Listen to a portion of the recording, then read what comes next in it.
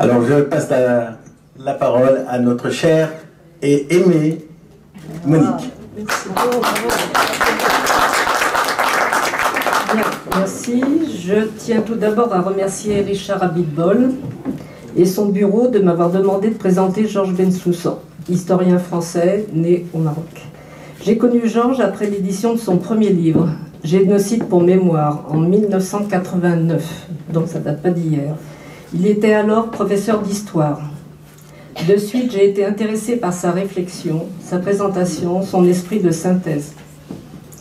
Je l'ai revu ensuite pour son livre L'idéologie du rejet, 1993, qui est une étude sur la presse antisémite à la fin du XIXe siècle autour de l'affaire Dreyfus.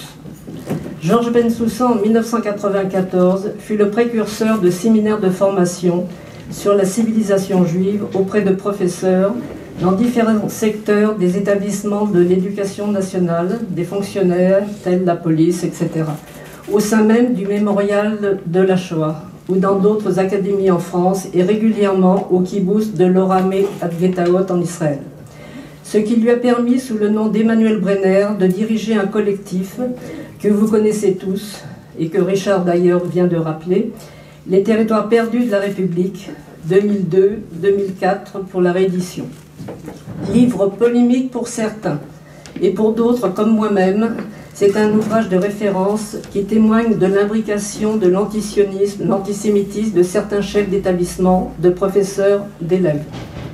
Il dirige la revue d'histoire de la Shoah au Mémorial comme rédacteur en chef et responsable éditorial depuis des années. C'est une publication semestrielle actuellement sur des thèmes très forts, pas toujours d'ailleurs sur la Shoah. Je me souviens d'un très bon numéro sur les Arméniens. Je continue un peu sur ces diverses publications. Je n'ai pas tout cité parce que la liste aurait été trop longue. Histoire de la Shoah, 1996, réédition 2012. Auschwitz en héritage. Là, il y a une petite histoire entre nous, mais en 1998.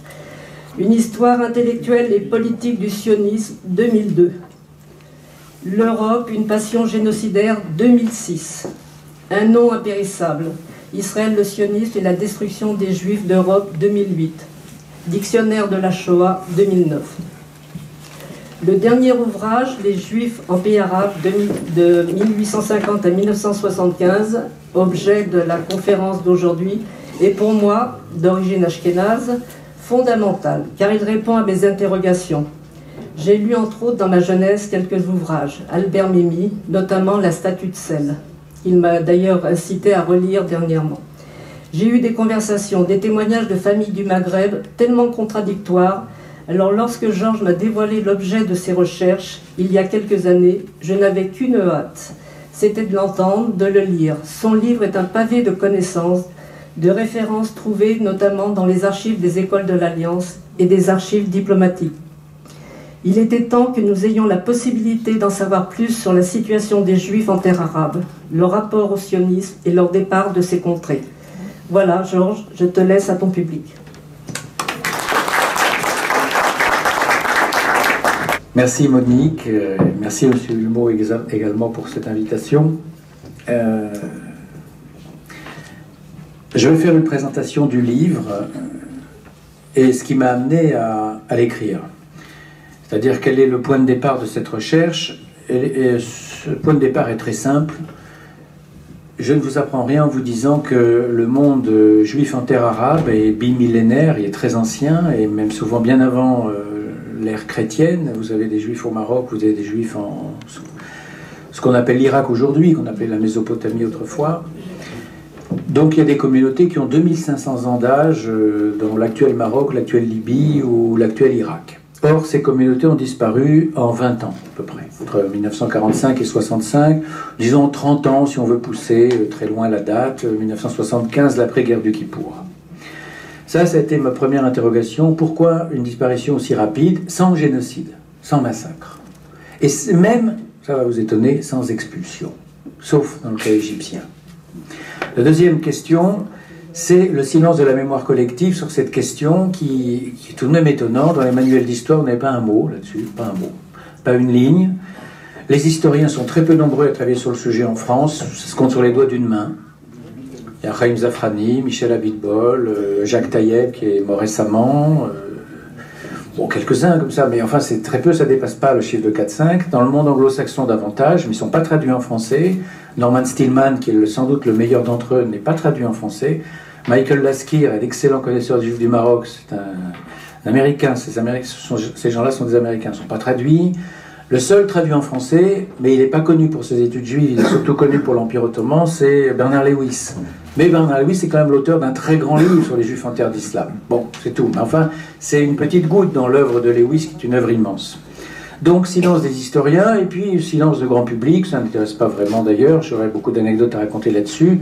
Dans les 5 à 6 ans de travail que m'a demandé ce livre, après la longue odyssée de l'histoire du sionisme, qui m'a demandé autant de temps, les réactions à l'écriture de ce livre, elles sont en soi un roman.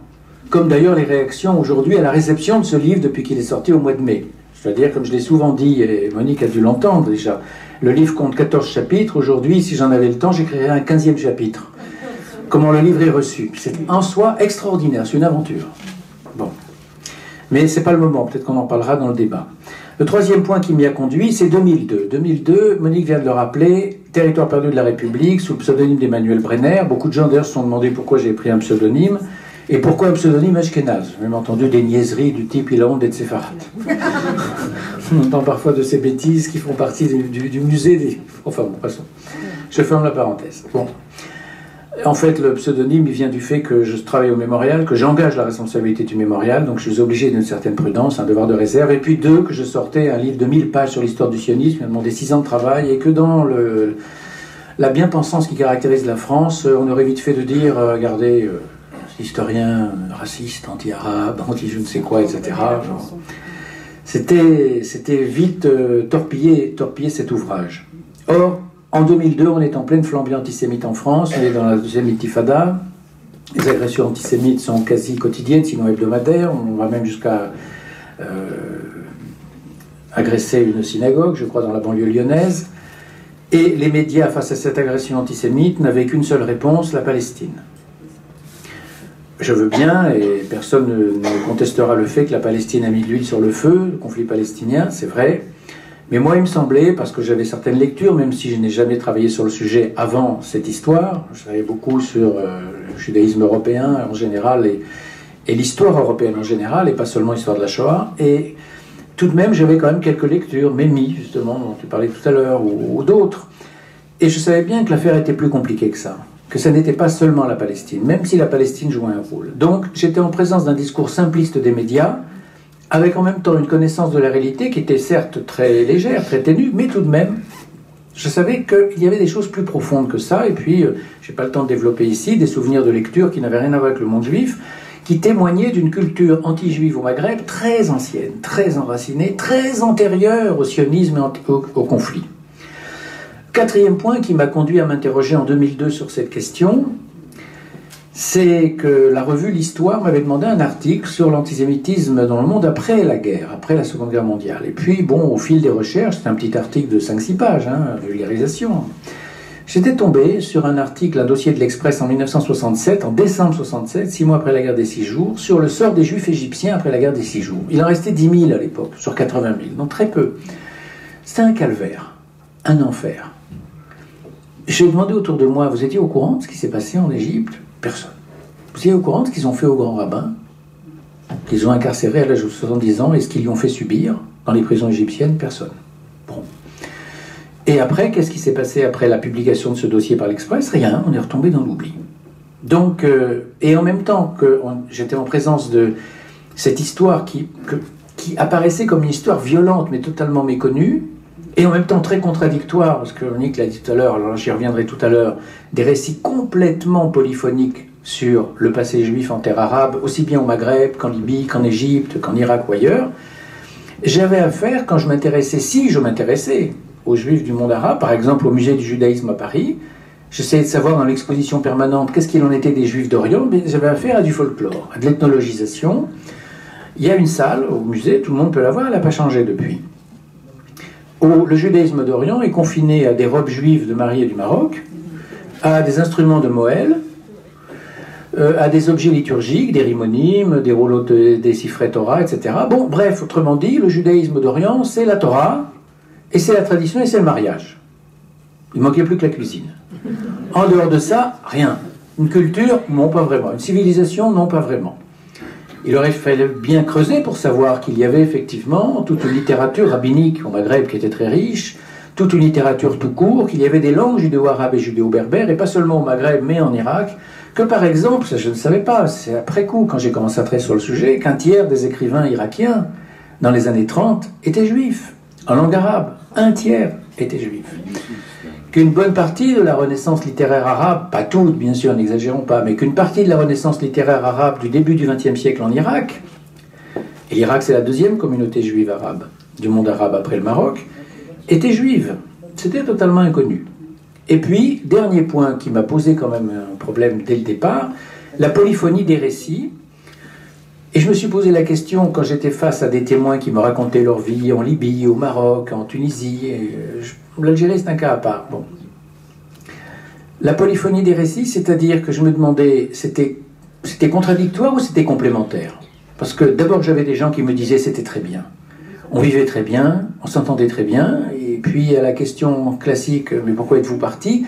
Là, on était en présence d'un sorte de silence un peu gêné. On ne savait pas très bien, les réponses étaient floues. Parfois, c'était plus important encore, la même personne tenait un discours un jour et un autre discours 3 jours plus tard. Et l'erreur, ça aurait été de croire que le récit était incohérent ou contradictoire. Pas du tout. Il était complémentaire. La même personne ne mentait pas quand elle disait le dimanche, on s'entendait très bien avec les Arabes, et le mercredi, ce fameux dicton qui court de tout le Maghreb, méfie-toi d'un Arabe, 40 ans après sa mort, etc., etc. Je dis, pour en arriver à ce type de dicton, ça en dit long tout de même sur la fameuse convivialité judéo-arabe du Maghreb. Bon, voilà, je suis parti de ces idées-là, mais la question de départ, parce que j'avais pas de plan, j'avais pas d'idée préconçue, j'avais qu'une seule question. Il y avait là 1 million de juifs en 1945, civilisation millénaire et bimillénaire, bien antérieure à l'islam. Ils ont disparu en 25 ans, ils n'ont laissé aucune trace, personne n'en parle. Pourquoi? Voilà, c'est tout. Je voulais savoir pourquoi ils étaient partis. Bon. Et très vite, et là j'entre dans le vif du sujet, je me suis heurté rapidement à l'anachronisme. Premier exemple d'anachronisme, le fait qu'on avait affaire à des sociétés intolérantes. Alors on va dire, les sociétés arabes étaient intolérantes au 19e siècle ou au 20e siècle. C'est vrai, mais elles étaient intolérantes envers tout le monde. Tout le monde souffrait de l'intolérance. Les Arabes, les musulmans, comme les chrétiens, comme les Juifs. Par exemple, en Irak, il y avait de fortes minorités chrétiennes, comme en Égypte avec les Coptes. Les Juifs n'étaient pas plus soumis à l'intolérance que les autres. Bon, enfin, à certains égards.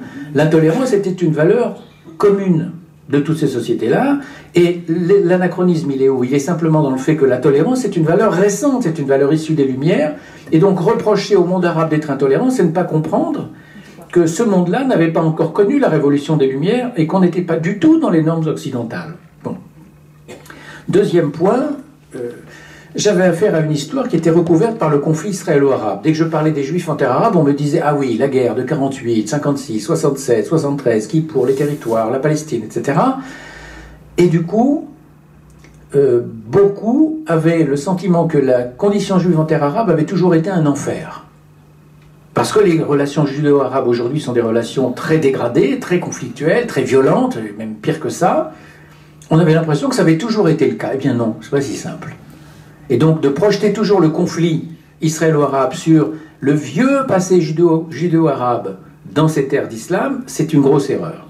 Troisième point, dans les histoires du peuple juif, le monde judéo-arabe, c'est un monde qui occupe peu de place. Quand vous prenez les grandes histoires du 19e siècle, des grands historiens ashkénazes comme Heinrich Graetz et Simon Dubnow, qui sont les 2 plus grands noms du 19e siècle, les histoires des Juifs d'Orient, c'est quelques pages, pas plus. Bon.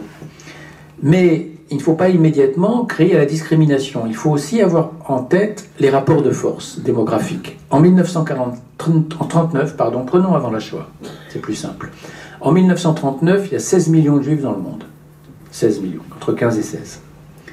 Combien dans le monde arabo-musulman, y compris la Perse et la Turquie qui ne sont pas arabes, j'insiste, mais musulmanes? 1 million. Alors je laisse la Palestine de côté avec le foyer national juif. Bon. Si je compte la Palestine, ça fait 1,5 million. Mais on ne peut pas considérer que la Palestine est une terre totalement arabe à ce moment-là, c'est beaucoup plus compliqué que ça. Bon, donc hors Palestine, 1 million. 1 million sur 16, c'est marginal.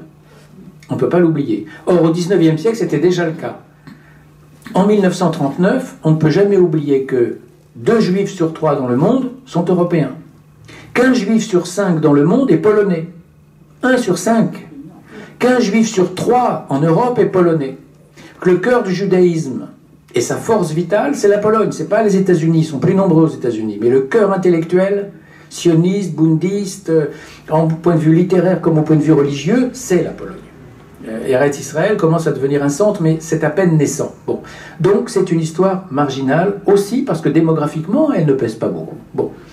Et puis, c'est aussi une histoire écrasée par les Juifs d'Europe. Les Juifs d'Europe sont tellement présents, puissants, européens, donc beaucoup plus développés, plus cultivés, forcément parce qu'ils ont bénéficié de l'avance européenne dans tous les domaines. Donc de l'école européenne et des lumières européennes, ils ont un grand nombre d'intellectuels que n'aura pas le monde oriental. Cette histoire des Juifs d'Orient, elle est écrasée par l'histoire des Juifs d'Europe. A fortiori quand la Shoah arrive. La Shoah est une telle catastrophe que toute l'histoire juive est recouverte par elle. On ne peut plus parler d'histoire juive sans parler immédiatement d'Auschwitz. Ce qui fait que tout le monde a oublié l'histoire juive. Quand on dit histoire juive, les gens répètent Auschwitz. Ah bon, comme si tout commençait avec Auschwitz. Donc ils ont oublié, par exemple, l'expulsion d'Espagne. Ils ont oublié Shabbatai Tzvi. Ils ont oublié les débuts du sionisme. Pourquoi le sionisme naît en Russie et pourquoi Herzl n'est pas le fondateur du sionisme. Mais le fondateur du sionisme, c'est le mouvement des Amants de Sion, Pinsker et les autres. Et pourquoi spécialement en Russie? Pourquoi pas en Allemagne? Alors que tout le monde sait que la langue du sionisme, c'est l'allemand. C'est pas le russe, c'est pas le yiddish, c'est l'allemand. Or, le sionisme n'est pas né en Allemagne. Il est né en Russie. Alors pourquoi? Bon bref, je n'ai pas le temps de développer tout ça. On a oublié toute cette histoire, et non seulement en Europe, on a oublié l'histoire des Juifs d'Europe bien avant 1939, alors a fortiori pour les Juifs d'Orient, la Shoah elle a un tel poids qu'elle a masqué tout le reste. Et puis enfin, dernier point, on sous-estime l'histoire culturelle. Parce que l'histoire culturelle, elle est souvent considérée comme une histoire essentialiste, c'est-à-dire comme si, en faisant de l'histoire culturelle, on disait les orientaux sont comme ci, les occidentaux sont comme ça, les arabes sont comme ci, les juifs sont comme ça, les espagnols comme ci, les français comme ça. Non, pas du tout, il ne s'agit pas de dire cela. Il n'y a pas d'essence des peuples. Il n'y a pas une essence juive, une essence arabe, ou une essence turque, ou une essence espagnole, ça n'existe pas. Il n'y a pas une essence polonaise qui fait que les Polonais seraient antisémites dans leur gène. C'est une bêtise de dire ça. C'est pas vrai. Que les Polonais sont antisémites ou l'aient été pendant longtemps, oui, ça ne veut pas dire qu'ils sont condamnés à l'être pour l'éternité. Que les Allemands aient été antisémites à un moment donné de leur histoire, oui. Est-ce que pour l'éternité ils le seront? Certainement pas. Donc il n'y a pas une essence arabe ni une essence juive. Une histoire culturelle, c'est simplement dire à un moment donné, X, un monde quel qu'il soit voit, ou plutôt une société telle qu'elle est, voit le monde de telle et telle façon. C'est tout. Ça ne veut pas dire qu'elle l'a vu toujours comme cela, ça ne veut pas dire qu'elle le verra toujours comme cela. Mais à un moment donné, la vision du monde qui l'emporte, donc les valeurs d'une société, sont telles.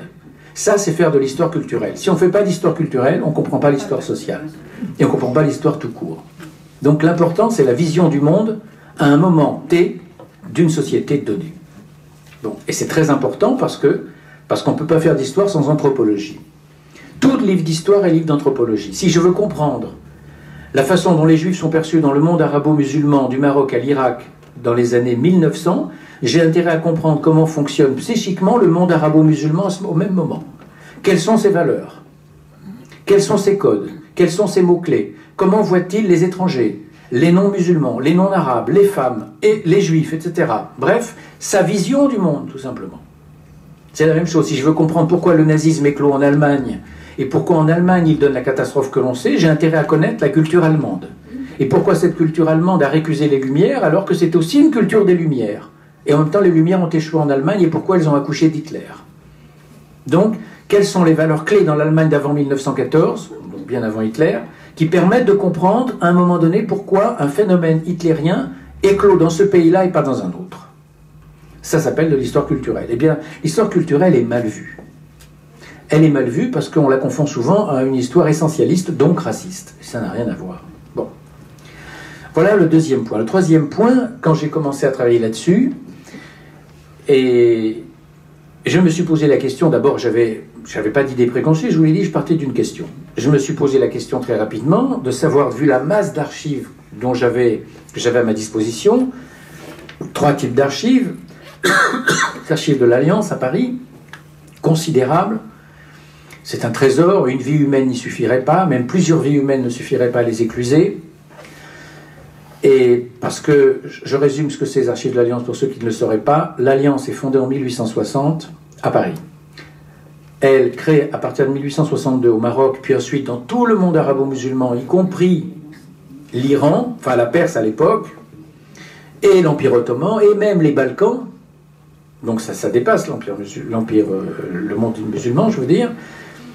L'Alliance crée un réseau d'écoles considérable.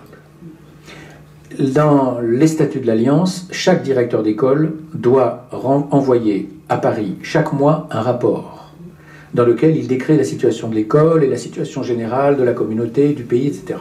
Certains font des rapports très secs, 3 pages, d'autres font des rapports très longs, 15, 20 pages, sont de véritables épistoliers, de véritables génies de la littérature. Il y a vraiment des génies de la langue. Il y en a un en particulier, c'est un écrivain hors pair. Bon. Il est d'origine bulgare, quand il écrit du Maroc ou de Jérusalem ou d'Égypte, etc., il fait les descriptions, ou d'Irak, par exemple, il fait des descriptions de Bagdad en 1889, c'est un talent fou, quoi. L'homme s'ignore comme talent. Bon, il est vrai qu'il s'ennuie beaucoup. Là-bas, à Bagdad, il le dit d'ailleurs, crève de chaleur l'été, il n'y a rien à faire, c'est les vacances. Et dans ce pays complètement archaïque, entouré par le désert, il prend la plume et il décrit une noce musulmane, une noce juive, les rues de Bagdad écrasées par la chaleur, les immondices, la pourriture, les odeurs malsaines, etc., etc. Ensuite, à Fès, en 1903, il écrira le Mélat de Fès. Bref, je n'ai pas le temps d'entrer dans les détails. Ces rapports sont conservés à l'Alliance à Paris. Tous. Jusqu'en 1939. Et ces rapports constituent une documentation de première force. Évidemment, ça ne suffit pas parce que ce sont des rapports de sources juives. Et ce sont des rapports par définition biaisés, parce que forcément les gens de l'Alliance vont insister sur les côtés les plus sombres pour inciter Paris à donner plus d'argent pour créer plus d'écoles, pour développer l'école en question. Bon. L'Alliance, les archives diplomatiques françaises, elles sont très importantes et elles donnent des tas de renseignements sur toutes les missions consulaires françaises à l'étranger. Donc, pour moi, ce qui me concerne, moi, le monde arabe, et a fortiori à Nantes, quand on va à Nantes, les archives diplomatiques sur le Maroc et la Tunisie sont très riches. À Aix-en-Provence, les archives sur l'Algérie. Bon. Et on trouve à Nantes énormément de choses. En dehors du Maroc et de la Tunisie, on trouve par exemple des archives diplomatiques françaises sur l'Irak, les consuls français, les ambassadeurs français en poste en Irak, après la Seconde Guerre mondiale. Bon. Troisième source d'archives, les archives sionistes en Israël, centrales, fondamentales, parce qu'elles ne renseignent pas seulement sur le sionisme, elles renseignent sur les communautés juives dans le monde arabe en général, d'ailleurs dans le monde tout entier, mais moi ce qui m'intéressait c'est le monde arabe, ou le monde musulman, enfin c'est plutôt le monde arabe, et elles nous parlent des débuts du sionisme, mais en fait en général de toutes les communautés. Et puis, il y a évidemment une quatrième question, c'est les archives arabes. Le problème des archives arabes, c'est qu'elles sont fermées. Alors certes, quand elles sont en arabe, elles me sont à moi inaccessibles. Bon, mais les archives, par définition, elles ne sont pas toutes dans la langue du pays d'origine. Les archives sionistes, elles ne sont pas toutes en hébreu. Vous avez des archives, énormément d'archives en anglais, énormément d'archives en français, énormément d'archives en italien, etc. Et un peu d'archives en allemand. Par exemple, pour le Yémen, tout est en hébreu. Et pour l'Irak, la moitié des rapports sont en anglais. Bon, et ainsi de suite. Bon. Le problème avec le monde arabe, c'est que vous n'avez pas accès aux archives. C'est très difficile déjà quand on est citoyen marocain d'avoir accès aux archives, a fortiori aux archives contemporaines, aux archives modernes plus, mais aux archives très contemporaines non. A fortiori quand vous êtes étranger avec un nom à consonance juive, c'est plus difficile. Ça ne veut pas dire que c'est totalement impossible, mais c'est très difficile. Et les archives des communautés qui sont restées là-bas, je ne parle pas des communautés, mais les archives sont restées là-bas, très difficile d'y avoir accès, il faut montrer patte blanche, enfin bref, c'est très compliqué. En plus, ces archives sont en train de disparaître au fur et à mesure, d'être détruites. C'est une autre histoire, on en parlera tout à l'heure. Donc, à côté des archives, j'en reviens à mon propos, je me suis posé la question, bon, à côté des archives, la bibliographie, tous les livres qui existent sur le sujet, surtout en anglais et en hébreu, il y a très peu de livres en français, je vous l'ai dit, j'ai cité 4 noms, 5 noms. La question des témoignages. Parce que des témoins, il y en a beaucoup de cette histoire. Des témoins du Maroc, d'Algérie, de Tunisie, de Libye, en Italie, en Israël, d'Irak en Israël, en Angleterre, du Yémen en Israël, etc.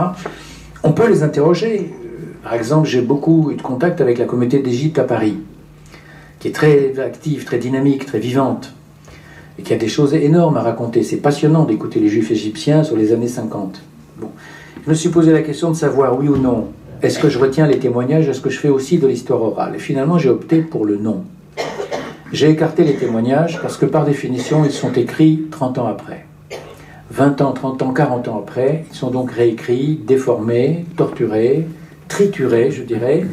C'est banal, c'est un phénomène social banal. Chacun transforme sa mémoire parce que la mémoire, c'est d'abord une machine à oublier et la mémoire est une machine de survie. C'est ce qui nous permet de vivre, donc d'évacuer un certain nombre de souvenirs traumatisants, donc parfois d'enjoliver, parfois au contraire d'assombrir. On ne peut pas se fier sur l'état des témoignages écrits 30 ans après. En revanche, on peut se fier aux chroniques écrites au jour le jour. Alors ça, c'est important. C'est la même chose pour la Shoah, si vous voulez. Au mémorial, confronté à la question d'éditer ou ne pas éditer un livre, j'ai opté depuis déjà plusieurs années pour le fait de ne jamais éditer de témoignages écrits 30 ans après. Jamais.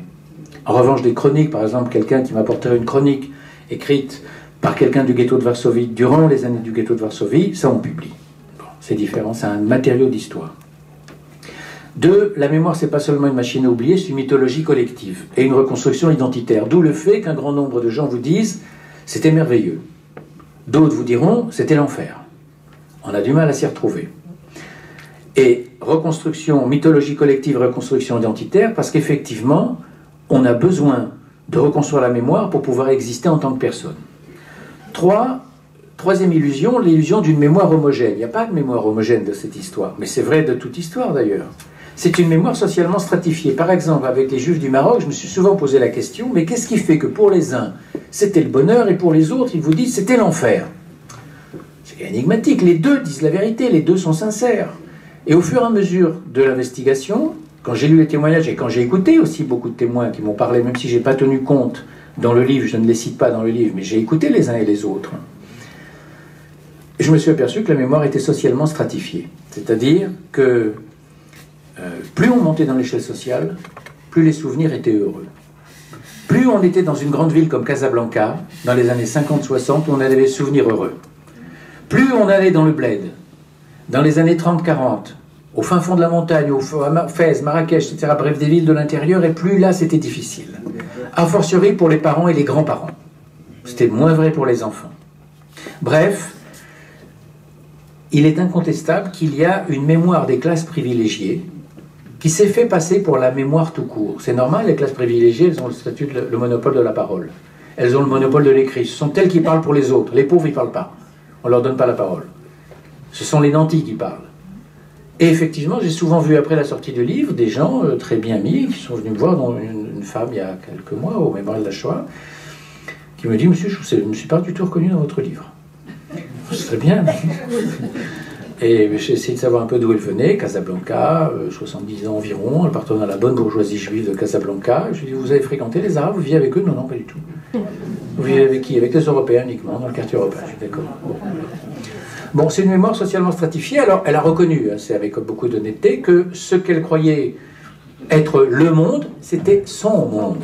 C'est banal, mais il faut toujours faire ce constat-là. Alors, très vite, j'ai rencontré évidemment des mythes, quelques mythes. Premièrement, le mythe de l'histoire dorée, l'âge d'or, convivial, l'entente judo-arabe de toujours, et cette entente aurait été gâchée par la naissance de l'État d'Israël. Mais avant 1948, on vivait heureux. Bon. Toutes les archives disent le contraire. Toutes, sans exception. Du Maroc à l'Irak, tous disent le contraire, et dans certains cas, c'est même carrément des descriptions horribles, horrifiées, au XIXe siècle. Là, il faut faire très attention aux dates. Le livre ne commence pas en 1950, il commence en 1850. Alors que, pour le grand public, si les Juifs sont partis, c'est à cause de la naissance d'Israël. Donc j'aurais dû commencer mon livre en 1950. Alors je le commence 100 ans avant la naissance d'Israël. C'est bien le signe qu'au fur et à mesure de la recherche, je comprenais que les causes profondes du départ n'avaient rien à voir avec le sionisme. Que le sionisme, ou plutôt la naissance d'Israël, avait porté le coup de grâce à ces relations judo-arabes, ça c'est vrai. Mais c'est que le divorce était déjà là. Et la faille qui était déjà là est devenue un gouffre, et le gouffre a entraîné la séparation définitive et le départ. Bon. Deuxième mythe, l'histoire lacrymale. L'histoire horrible. Ça a toujours été l'enfer, on a toujours vécu dans une situation de malheur. C'est pas si simple. car il y a une très grande proximité culturelle entre les deux mondes, une très grande proximité même religieuse dans certains cas, je pense au Maroc, où il y a des saints juifs qui sont honorés par les musulmans, et des saints musulmans, les marabouts, honorés par les juifs en moindre nombre, mais quand même ça existe, une grande proximité culturelle. Je rappelle simplement cette évidence, les juifs du monde arabe parlent l'arabe. C'est leur langue maternelle, c'est pas l'hébreu la langue maternelle. Les juifs du monde ashkénaze en Europe orientale, leur langue maternelle c'est le yiddish. Les enfants au Cheder, dans le shtetl, ils apprennent la Torah, enfin le Talmud en l'occurrence, en yiddish. Les enfants au Cheder, à Casablanca ou ailleurs, à Marrakech, etc., au Maroc ou à Bagdad, ils apprennent les rudiments de la Torah par le maître et l'alef bête en arabe, et uniquement en arabe. C'est la langue maternelle au point qu'un grand nombre de savants en matière talmudique écrivent leurs traités en arabe, en lettres hébraïques, mais en arabe. L'arabe est fait partie prenante de la culture des juifs de ce monde-là. Proximité culturelle, proximité religieuse, proximité linguistique, proximité culinaire, proximité musicale. Regardez le nombre de juifs à l'origine de la culture, de la musique arabe contemporaine, le nombre de chanteurs et de chanteuses arabes qui sont en réalité, Laïla Mourad par exemple, très connue en Égypte, qui sont d'origine juive, etc., etc. Bon. Donc il y a, je ne dis pas une symbiose, mais une proximité culturelle qu'on a tort de sous-estimer. Aller chercher cette proximité culturelle-là dans le monde ashkénaze de l'Europe du 19e siècle en Europe orientale, ça n'existe pas. C'est deux mondes qui s'ignorent et c'est deux mondes souvent de haine. Et là, c'est plus nuancé que ça. La haine, c'est pas le mot qui convient. Je dirai pourquoi tout à l'heure.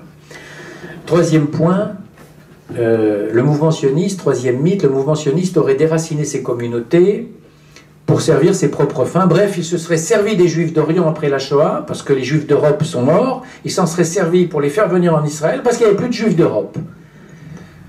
Bon, c'est un mythe, pourquoi? Parce que ça suppose deux choses. Premièrement, ça suppose qu'on oublie complètement qu'on a affaire à des Juifs d'Orient, surtout au Maghreb et surtout en Tunisie, en Libye et en Maroc, et au Yémen encore plus, profondément imprégnés de Torah, qui vivent dans la Torah du matin au soir et d'un bout à l'autre de l'année, pour lesquels la terre d'Eretz Israël est une terre centrale. La rédemption messianique, Mashiach, c'est une notion centrale. Et quand on leur dit l'État d'Israël est né en 48, ils l'interprètent comment eux? Mashiach est arrivé. Et ils se mettent en route. Donc, la grande erreur, c'est de sous-estimer l'attachement à la terre d'Israël. Première erreur. Deuxième point, penser que des agents sionistes, à eux seuls, par exemple au Maroc, plus grande communauté juive du monde arabe, un juif sur 4 du monde arabe est marocain. Pensez qu'au Maroc, 400 agents du Mossad, c'est une réalité, c'est pas un mythe, hein, il y a 400 agents du Mossad envoyés par Israël, donc l'agent juif, secrètement, pour encadrer l'Aliyah. En quand? En 47, 48, 49, 50, 51, 52, donc au moment du protectorat français et du sultan du Maroc, le futur Mohamed V. Donc à la fois des autorités françaises hostiles au départ, pas par antisémitisme, hein, mais par peur des réactions musulmanes. Et forcément des réactions musulmanes hostiles. Le sultan du Maroc, un, ne veut pas voir partir ses juifs parce qu'il sait qu'il a affaire à une forme d'élite pour le développement économique du Maroc, et deux, parce qu'il ne veut pas renforcer l'ennemi israélien. Bon, ce qui est tout à fait logique. Est-ce qu'on peut imaginer seulement que 400 personnes, 400 hommes et femmes, vont déraciner une communauté entière qui ne voudrait pas partir? Ou alors on a fait une communauté d'abrutis, de totos abrutis, qui suivent le premier venu, le premier propagandiste venu. Ce n'est pas le cas. C'est d'autant moins le cas que souvent dans certaines communautés, les relations avec les musulmans ne sont pas forcément mauvaises. Je ne dis pas qu'elles sont bonnes.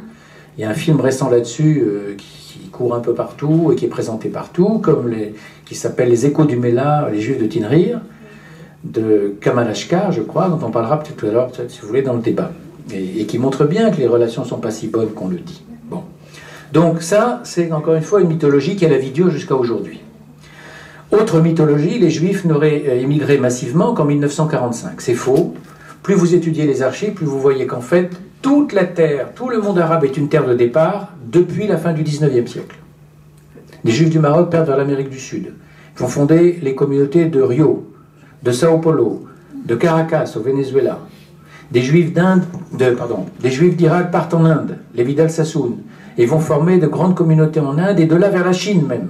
Des grandes fortunes textiles. Bon.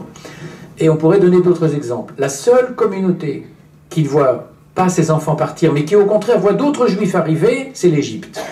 l'Égypte devient une terre d'immigration au XIXe siècle. Je n'ai pas le temps de dire pourquoi, mais c'est important à noter. Donc les départs, il y en a eu au XIXe siècle. Et bien sûr, des départs vers la terre d'Israël. De plus en plus nombreux, et contrairement à ce qu'on pense, pas forcément pour des raisons religieuses, même si tous sont très profondément imprégnés de Torah, on ne peut pas imaginer un juif hors de la Torah au XIXe siècle, dans ces pays-là, je dis bien, pas en Europe. Même imprégnés de Torah, ils viennent pas pour vivre de la tzedaka, de l'aumône, ils viennent pour vivre de la chalouka, c'est-à-dire, vous savez ce qu'on appelle la chalouka, le partage de l'aumône du monde entier, des communautés juives du monde entier. Non, ils viennent pour vivre de leur travail, pour fonder une nouvelle vie, de nouvelles familles. Et, par exemple, une famille parmi d'autres qui arrive dans les années 1830-1840 en Palestine, Eretz Israël, c'est la famille Chelouche, qui vient d'Algérie, qui fuit la conquête française. Or, si vous allez à Tel Aviv, dans le sud de Tel Aviv, du côté de Neve Tzedek, Kerem Temanim, vous voyez où c'est, à côté de Yafo, il y a une rue Chelouche. Qui est Chelouche? C'est cette famille-là. Or, cette famille-là font partie des futurs constructeurs de Tel Aviv, puisqu'ils ont mis au point une société de construction de ce qu'on appelle aujourd'hui le BTP, bâtiment travaux publics, parmi les plus fortes d'Israël. Les Chelouches font partie des fondateurs de la ville de Tel Aviv. Ce sont des Juifs d'Algérie des années 1830-1840, une véritable dynastie dans le bâtiment travaux publics. Voilà un exemple parmi d'autres. Donc une émigration partout, tout le temps. Bon. Et enfin, dernier point, dernier mythe, mais ça, ce serait long de développer, je le dis en une phrase, peut-être que tout à l'heure on en parlera. Moi, quand j'ai commencé le travail dans les années 2005 à peu près, je suis parti dans l'idée qu'on avait affaire à des Juifs arabes. Je disais des Juifs arabes. Et finalement, à la fin de mon travail, non. Je me suis dit, ce sont des Juifs de culture arabe, et pas des Juifs arabes. Des Juifs du monde arabe, de culture arabe, pas des Juifs arabes. Pourquoi ? Précisément parce que le nationalisme arabe les a empêchés d'être des Juifs arabes. Le nationalisme arabe, pour des raisons complexes, est fermé au XXe siècle. Il s'est bâti de plus en plus sur une conception ethnique de la nation, donc une conception basée sur la filiation, sur la race et sur le sang, mais pas sur la culture. Autrement dit, je suis arabe par mon père, par mes descendants, depuis toujours, ou je ne le suis pas, et si je ne le suis pas, je ne le deviendrai jamais. C'est le contraire de la conception française de la nation, qui est une conception culturelle, enfin occidentale en général, où je suis noir, ou jaune, ou musulman, ou juif, ou peu importe, etc. Je peux devenir français si je me reconnais dans la nation française, si je fais mienne son histoire, sa langue, sa culture, son passé, son avenir. Bref, si je respecte la nation française et si je la considère comme mienne, je suis français. Eh bien, dans le monde arabe, pour des raisons très complexes, ça n'a pas été le cas. Ça a failli l'être. Avec le wafd égyptien, ça ne l'a pas été. Et du coup, les Juifs, qui sont là depuis toujours, et bien avant la conquête arabe et la conquête musulmane, se sont retrouvés exclus de la nation arabe. Et du coup, si les Juifs ne sont pas des Juifs arabes, ça n'est pas de leur faute. Eux, ils auraient bien voulu l'être, comme l'a dit Albert Memmi. C'est que le monde arabe n'a pas voulu d'eux, et il en a fait des étrangers dans leur propre pays. Et donc, au moment des indépendances, quand bien même certains d'entre eux avaient appuyé le combat pour l'indépendance tunisienne, ou marocaine, ou irakienne, ou même algérienne, il y en a eu, ils se sont sentis dépossédés, exclus. Ils ne sont pas partis tout de suite, mais à la longue, ils sont tous partis. Tous, sans exception. Alors, ce que je voudrais dire, c'est... Donc j'ai parlé de ce nationalisme arabe, et d'un nationalisme arabe qui a été ouvert dans un premier temps. Je pense au wafd égyptien dans les années 20. Vous savez que le wafd égyptien, le parti de l'indépendance égyptienne, a été fondé par Saad Zaghloul, un musulman, mais son ami le plus proche, cofondateur avec lui, s'appelait Léon Castro, un juif. Ils sont restés amis toute leur vie. Et Castro était à la fois l'un des fondateurs du nationalisme égyptien, en même temps, il avait des sympathies sionistes, c'était pas incompatible. Donc il y a eu une époque, et surtout en Égypte, et c'est pas par hasard l'Égypte, il y a eu une époque de vraie ouverture du nationalisme arabe. Et dans les années 30, ça s'est complètement fermé. Et non seulement ça s'est fermé, et ça s'est fermé...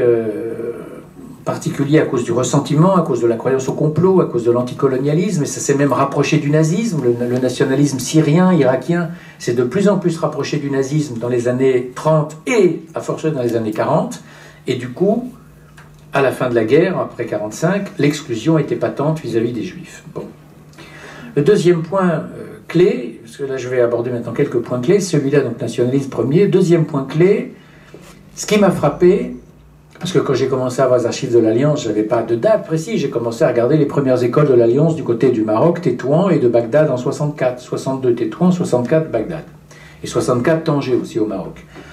Et puis, bon, comme ça, au fil des microfilms, je regardais certaines écoles, la Libye, la Syrie, etc., etc. Bon, et ce qui m'a frappé, c'est la dégradation de la condition juive en terre arabe dans la deuxième moitié du 19e. Il y avait une raison. La colonisation a été un choc pour le monde arabe, et du coup, le monde arabe s'est retourné contre la minorité juive, à qui il a fait payer le prix de la colonisation. Et du coup, à cause de la colonisation, le monde arabe s'est un peu plus fermé sur lui-même. Et du coup, c'est quelque chose qu'on retrouve dans toute l'histoire du monde arabe.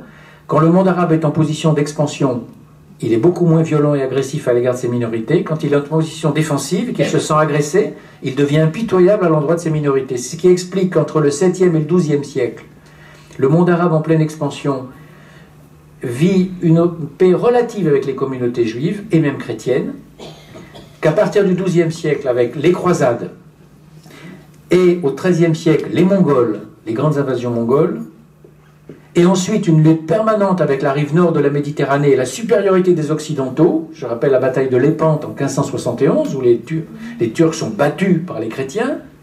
Eh bien, le monde arabo-musulman, en position constamment défensive jusqu'au XIXe siècle, où là il est complètement envahi par les colonisateurs, va se crisper, se fermer sur lui-même, et cette fermeture de crise, cette crispation va entraîner un rejet des minorités, a fortiori de la minorité juive pour deux raisons.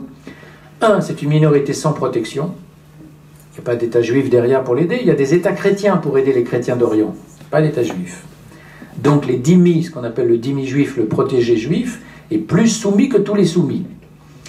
Et puis, ça c'est le premier point.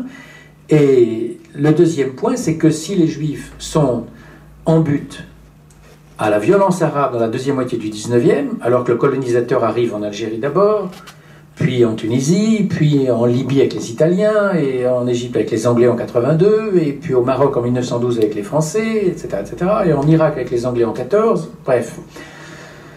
C'est que partout, quasiment sans exception, je ne dis pas sans exception, je dis quasiment, il y a des exceptions. Par exemple, j'ai parlé de la famille Chelouche. La famille Chelouche a refusé l'arrivée des Français en Algérie, elle est partie. Eh bien, les minorités juives ont accueilli les colonisateurs en libérateurs. Et là, ça pose un problème. Parce que le colonisateur, c'est un envahisseur. Comment peut-on être à la fois des indigènes, comme les musulmans, avec lesquels on vit depuis toujours, et accueillir des envahisseurs comme des libérateurs? De deux choses l'une. Soit on est traître dans le sang parce que génétiquement on est des traîtres parce qu'on est des juifs, ce genre d'explication débile, si vous voulez, qui court encore les rues parfois. Bon, quand on fait de l'histoire, on laisse ce type de niaiserie de côté, et on se pose la question de savoir, pour qu'une minorité indigène en arrive à accueillir en libérateur des gens qui l'envahissent, c'est que ça signifie qu'elle vit une situation de sujétion totale, et qu'effectivement tous les témoignages, pas seulement ceux de l'Alliance, parce que si je m'étais contenté de l'Alliance, je me disais, mais enfin mon étude est caduque.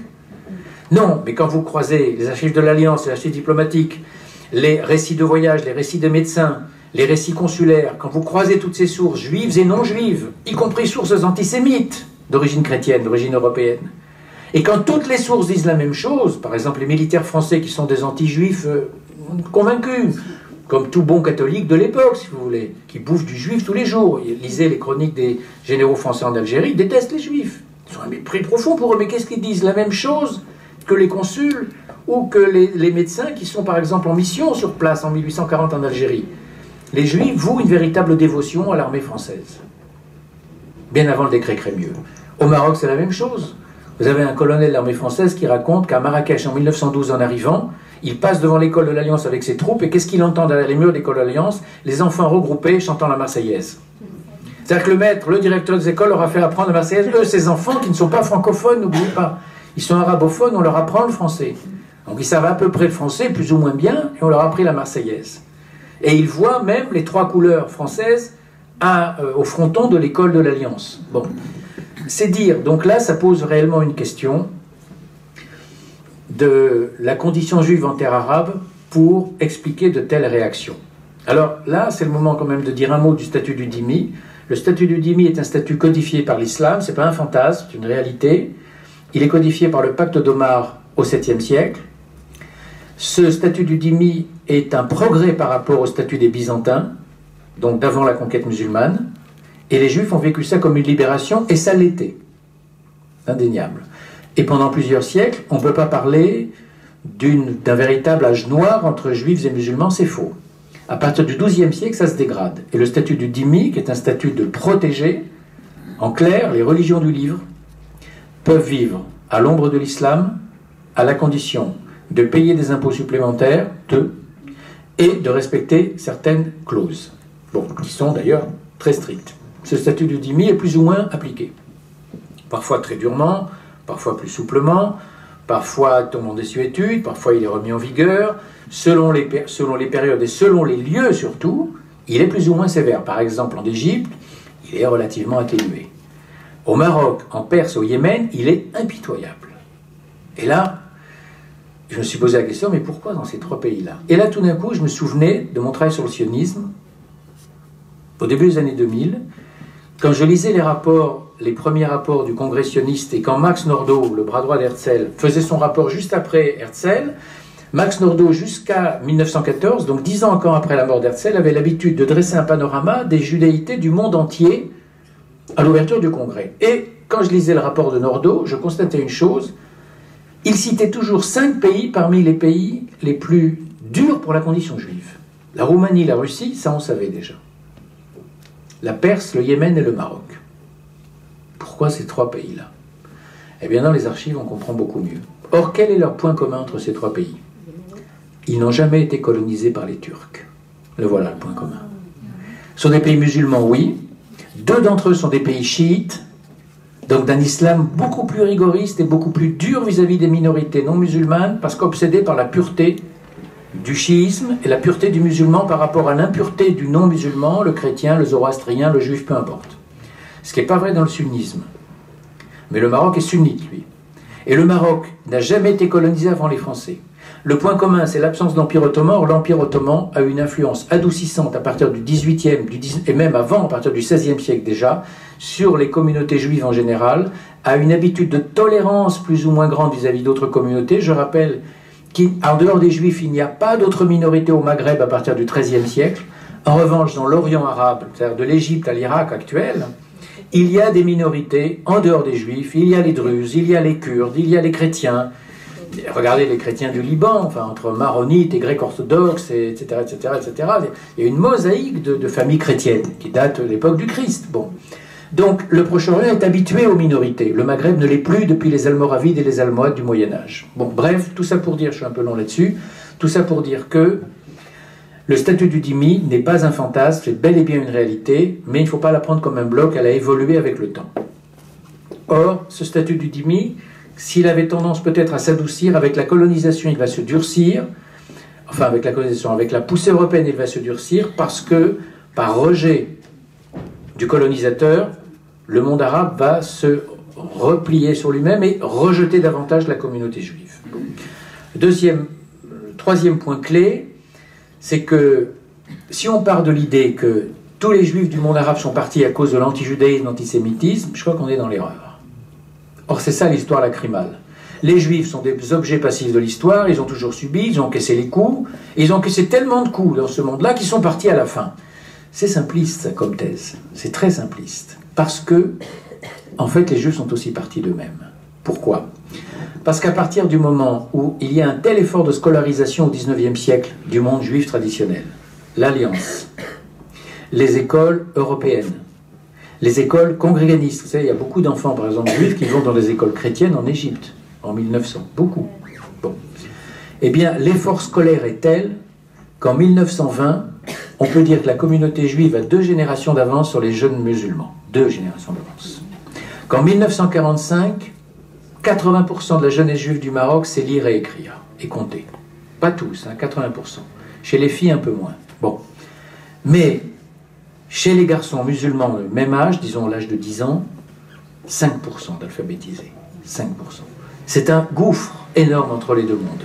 Ça veut dire en clair que le monde juif d'Orient, en l'espace de 3-4 générations, entre autres grâce à l'Alliance, mais pas seulement grâce à elle, s'est modernisé, occidentalisé, émancipé, a appris un certain nombre d'abord de langues étrangères, entre autres le français, ou l'italien en Libye, ou l'anglais en Irak, ou l'anglais en Égypte, il a appris les normes occidentales. Il s'est émancipé dans la tête du statut du dhimmi, ce qui fait que socialement, il est arrivé déjà à des positions plus importantes. Il a par exemple atteint pour certains les plus doués à l'école le certificat d'études primaires, qui était un énorme diplôme, considérable diplôme jadis. Aujourd'hui, ça peut faire sourire. Enfin, en 1910, c'est un bâton de maréchal. Bon. Mais certains d'entre eux vont même aller plus loin. Une petite élite, par exemple en Égypte ou par exemple en Irak, plus qu'au Maghreb, va carrément franchir les portes du baccalauréat et de l'université. Et dans les années 30, on a déjà des médecins juifs en Irak, des ingénieurs, des techniciens, des professeurs, des architectes, et même une femme médecin juive en Irak, bien avant 1945. Une femme avocate, c'est dire l'avance de la communauté. Bon. Donc, en clair, ces communautés qui sont de plus en plus émancipées dans la tête, comment peuvent-elles ressentir le statut du dhimmi, qui est un statut de sujétion permanent, qui consiste à dire aux Juifs, tant que vous acceptez votre statut de sujétion, vous pouvez vivre parmi nous. Si vous ne l'acceptez plus, et si vous prétendez être nos égaux, là, ça se dégradera entre nous. Là, la paix ne pourra plus régner. Vous allez rompre ce qu'on appelle la dhimma, c'est-à-dire le pacte qui nous lie depuis toujours. Or, dans les têtes, un juif émancipé en 1930, en 1940, en 1950 ne peut plus supporter la condition et le regard que porte sur lui un musulman. Il ne peut plus. Dans la tête, c'est un homme libre, debout, émancipé. Dans la réalité, le musulman continue à le considérer comme un moins que rien, un strapontin, un sous-fifre.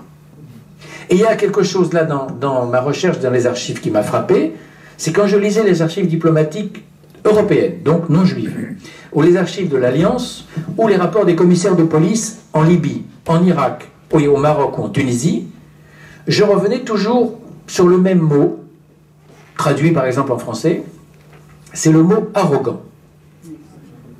Voilà ce que disait en gros le rapport de police, pas un rapport de police français, le jeu de mémoire, 1940, par là, ou 37 ou 38, je ne sais plus.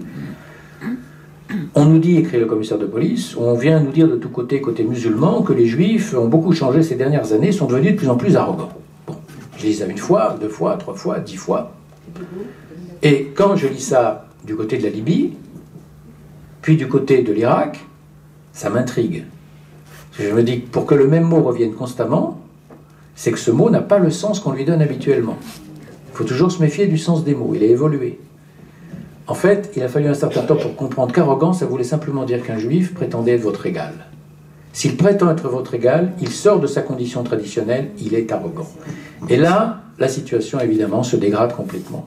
Et, a fortiori, quand le nationalisme arabe devient un nationalisme d'exclusion, de plus en plus nazifié, je n'ai pas le temps de développer ici, mais c'est en soi un sujet carrément d'une heure que la nazification du nationalisme syro-irakien dans les années 30 et 40, que l'émancipation juive, en un mot, je vais dire en un mot, en une phrase si vous voulez, cette idée centrale, l'émancipation juive n'est pas officielle, le statut de dhimmi n'est pas aboli officiellement, sauf dans l'Empire ottoman, mais l'abolition dans la loi, dans l'Empire ottoman au XIXe siècle, ne signifie pas l'abolition dans les têtes. Il y a un abîme entre l'abolition dans la loi et la pratique sur le terrain, et il y a un abîme entre la pratique sur le terrain et le fait que dans les mentalités, ça évolue de la même façon. Donc, on aura beau abolir à 2 reprises dans l'Empire ottoman, enfin en 2 étapes, pardon, la dhimmitude, et c'est vrai que les Ottomans ont aboli la dhimmitude, et qu'à partir de 1856, et surtout à partir de 1908, avec les jeunes Turcs dans l'Empire ottoman, un chrétien, un juif et un musulman sont des citoyens égaux. Ils vont à l'armée comme les autres, ils ont les mêmes droits, les mêmes devoirs. Ça, c'est sur le papier.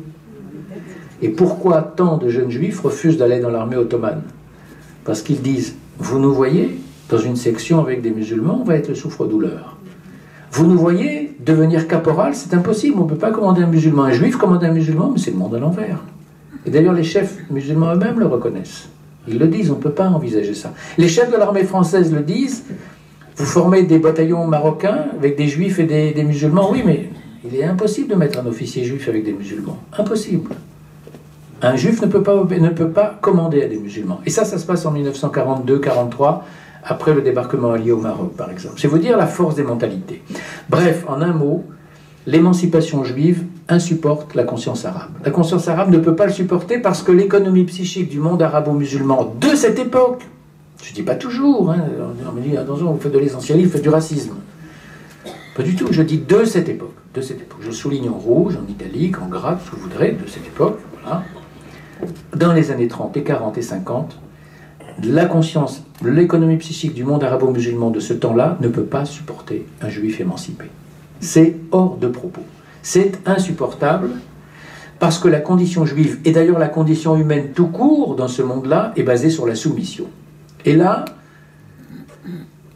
j'ai découvert, parce que forcément pour connaître le monde juif, il fallait essayer d'aller comprendre un peu le monde arabo-musulman, comment il fonctionne. Comment politiquement fonctionne le monde arabo-musulman à travers le vocabulaire. Et là, c'est un sociologue marocain qui m'a beaucoup aidé, c'est Mohamed Enadji, qui a décortiqué le vocabulaire politique arabe d'aujourd'hui et qui démontre, par cette analyse très brillante, qui a été publiée il y a 6-7 ans en français, qui démontre que tout le vocabulaire politique du monde arabe, du Maroc, il parle du Maroc lui, repose sur l'idée de soumission.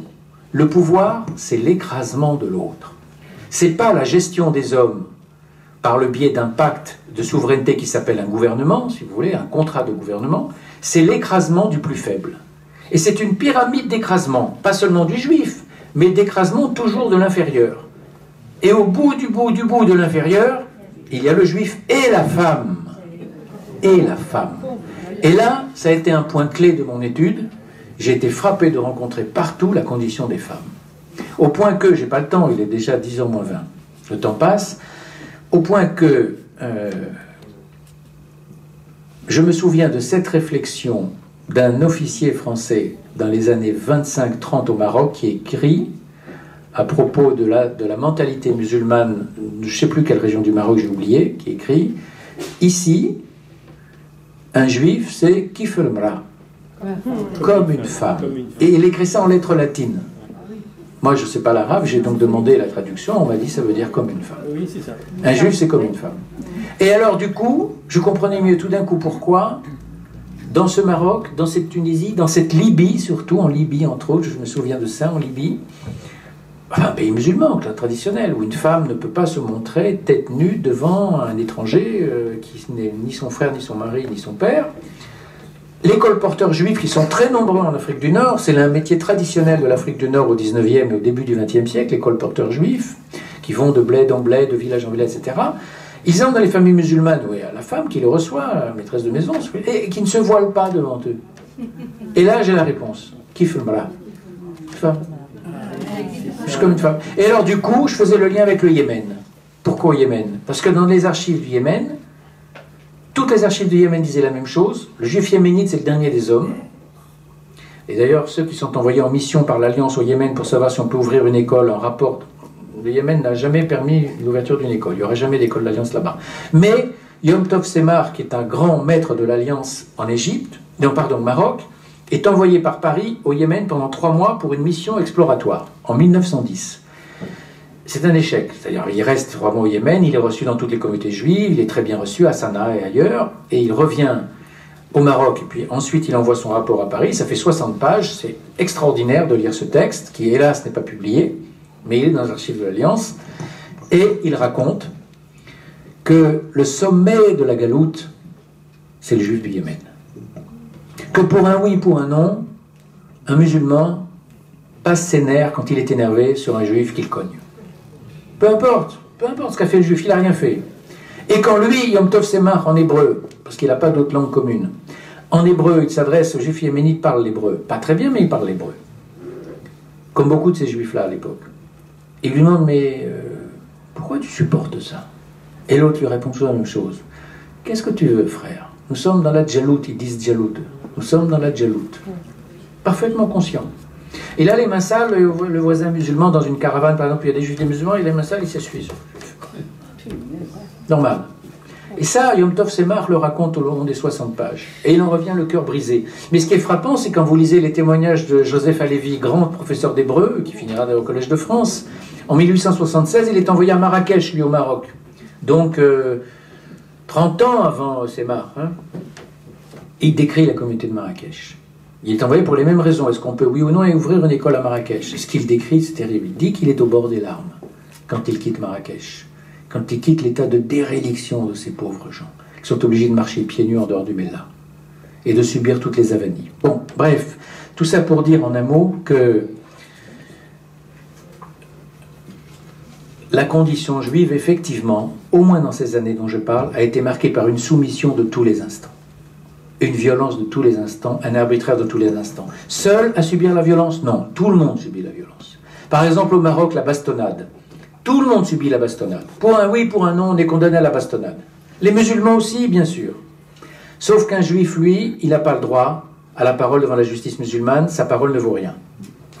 Il suffit de 2 témoins musulmans pour l'accuser. 2 témoins l'accusent d'avoir blasphémé le prophète ou le Coran, il est condamné. Lui ne peut pas se défendre, il peut faire venir tous les témoins juifs qu'il voudra, ça ne vaut rien. Bon, ça veut dire que tout le monde est soumis à l'arbitraire, mais le juif plus que tous les autres. Donc il est soumis à la bastonnade, oui, mais plus que les autres. Pour un oui, pour un non. Et la bastonnade, et ça, les gens qui ont lu le livre me l'ont dit souvent dans les rencontres, dans les réunions, etc. C'est vrai que les 200 premières pages du livre sont violentes. On m'a dit c'est dur à lire, les 200 premières pages sont violentes. Les rapports que vous citez sont durs. Enfin, je n'ai pas fait un livre pour les bisounours. Hein. J'y peux rien. Et je leur ai raconté, je leur ai dit une fois, je me souviens, hommage au musée du judaïsme à Paris, j'ai dit écoutez, la violence, c'est d'abord moi qui l'ai encaissée. Hein. C'est moi qui lisais les rapports. Et quand je sortais dans la rue, et que j'entendais les niaiseries, et que je voyais les niaiseries dans les kiosques, la Palestine, Palestine, Palestine, Palestine, et que moi je sortais des archives où je voyais un monde d'enfer, de violence, de larmes, de chagrin terrible, il y avait de quoi être en colère. Hein. La rage, la dureté, le coup de poing à l'estomac, on m'a dit un journaliste de France Culture, on reçoit un coup de poing à l'estomac, j'ai dit attendez, le coup de poing à l'estomac c'est d'abord moi qui l'ai pris. Et c'est violent, c'est vrai. Bon, rassurez-vous, ça, au bout de 200 pages, c'est moins violent. Hein. Il y en a qui ont très peur, 900 pages de violence, non, non. Les 200 premières pages sont dures parce qu'effectivement les relations des archives de l'Alliance que je donne à lire ou des archives d'autres, hein, pas seulement l'Alliance, sont dures. Bon, alors je vois qu'il est déjà 10h moins le quart. Je suis loin d'avoir fini. Je ne sais pas combien de temps encore. Un quart d'heure. Oui. Est-ce que le conflit en Palestine a eu un écho sur la condition juive en terre arabe? Oui. Voilà, je suis bref là. Hein. Donc là, j'attends les questions si vous voulez pour expliciter. Ce que je voudrais dire plutôt, c'est, puisqu'il me reste qu'un quart d'heure, c'est l'après 45, et puis conclure. Après 45, ce qui s'est passé, c'est en soi une histoire pour laquelle il faudrait 1 heure ou 2 heures au moins de conférence. C'est le fait que la Ligue arabe a très vite menacé les Juifs des pays arabes de représailles si l'État d'Israël venait à naître. Les Juifs sont pris en otage, alors c'est pas moi qui l'interprète, c'est dit explicitement, j'ai pas le temps de vous citer ici les textes de la Ligue arabe, mais c'est dit clairement. Et qu'entre 45 et 48, il y a dans les pays arabes, presque tous, une série de pogroms complètement oubliés de la mémoire collective. Exemple, Le Caire, 3-4 novembre 45. Tripoli, Benghazi en Libye, 4-7 novembre 45. Damas, 46. Aden, 47. Tripoli, Benghazi en Libye, 48. Oujda, Maroc, 48. Tout le monde a oublié ces pogroms. Quasiment tout le monde. Pardon? Alors, il y a eu Algérie avant, en 34. Non, Sétif, non, c'est pas la même chose. Constantine, c'est 34, c'est donc avant. Là, je parle d'après 45, si vous voulez. Bon. Très vite, le mouvement sioniste est conscient que les Juifs du monde arabe sont en danger. Il envoie des émissaires, il forme à l'autodéfense, il encadre l'émigration juive, mais il ne déracine personne. Très rapidement, l'État d'Israël créé, les autorités du monde arabe, qui sont progressivement indépendantes, ne vont pas expulser les Juifs, sauf en Égypte en 56. Elles vont les étrangler lentement. Elles vont leur rendre la vie tellement difficile, par des mesures de rétorsion sournoises, par des confiscations, par des difficultés immenses pour toutes les démarches.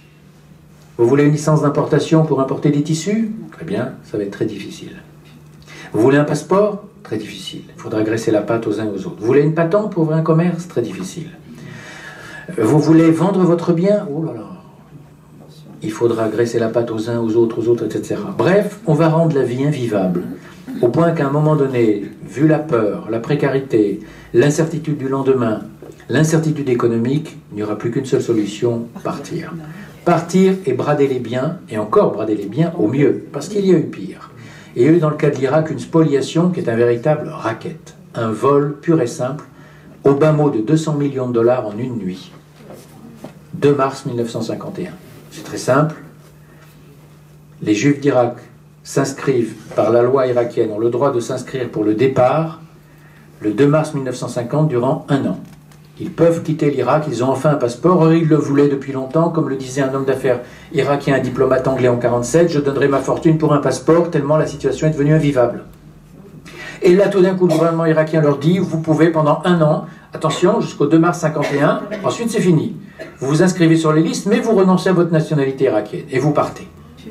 Et vous partez, en fait, c'est pour Israël, parce qu'Israël est le seul pays pour l'instant à les vouloir. Ça ne veut pas dire qu'ils sont sionistes, mais Israël est le seul pays à les vouloir. Sauf qu'Israël ne peut pas les intégrer tout de suite, parce qu'Israël est aux prises avec l'allié des juifs roumains, des juifs polonais rescapés de la Shoah, etc. Donc Israël est débordé par l'afflux d'immigrants. Bon, c'est pas ça le sujet. Le sujet, c'est que les Irakiens pensent que 10 000 vont s'inscrire. Ils sont 130 000. 10 000 vont s'inscrire. Les Israéliens pensent que 40 000 vont s'inscrire. Au total, 115 000 s'inscrivent. 115 000 s'inscrivent dans les synagogues. C'est là qu'on s'inscrit. Et dans la nuit du 2 mars 51 au 3 mars, c'est la fin de la loi. Le Parlement irakien, réuni en séance de nuit, vote une loi. Tous les juifs inscrits sur les listes voient leurs biens spoliés. Ils ne disent pas spoliés, ils disent bloqués. Compte bancaire bloqué, immeuble interdit de vente, biens meubles, biens mobiliers, biens immobiliers, etc., etc. Vous pouvez partir, oui, vers Israël, avec 45 dinars en poche et 2 valises. Et 15 dinars pour les enfants, quelque chose comme ça. Et même encore ça, ça n'est pas respecté, parce qu'à l'aéroport, là il faut lire les rapports de la Croix-Rouge, à l'aéroport on assiste à des scènes de violence de douaniers, de policiers irakiens qui frappent des femmes pour leur arracher les bijoux, les bagues, les colliers, devant les enfants. Devant les enfants. C'est la Croix-Rouge qui raconte ça. On est en 1951-1952. Je n'ai pas le temps de développer. Bref, la condition juive va devenir invivable dans certains pays plus que dans d'autres. Par exemple, en Libye, c'est indéniable qu'il y a une fuite en 1951 vers Israël, en Irak aussi. En Syrie, la fuite est impossible parce que là, au contraire, ils les bloquent, ils les retiennent en otage. Il y aura également des enlèvements fréquents, des assassinats. Bref, une politique d'exclusion qui porte un nom en français. Ça s'appelle une purification ethnique. Le monde arabe a pratiqué une purification ethnique qui est de très grande ampleur, avec une spoliation immense sur les biens des Juifs d'Irak, en particulier qui était la communauté la plus riche du monde arabe. En moins de 20 ans, 750 000 de ce million de Juifs arabes, de Juifs de pays arabes, se retrouvent en Israël, spoliés, dépossédés, la plupart arrivés sans un dinar en poche. Albert Memmi, par exemple, parlait des Juifs de Tunisie en 62 dans l'Arche, je n'ai pas le temps de citer, dans lequel il expliquait ils sont venus sans un sou en poche. Même les matelas qu'ils ont essayé de prendre avec eux, on le leur a enlevé au port. Bon. Je voudrais conclure 2 mots quand même.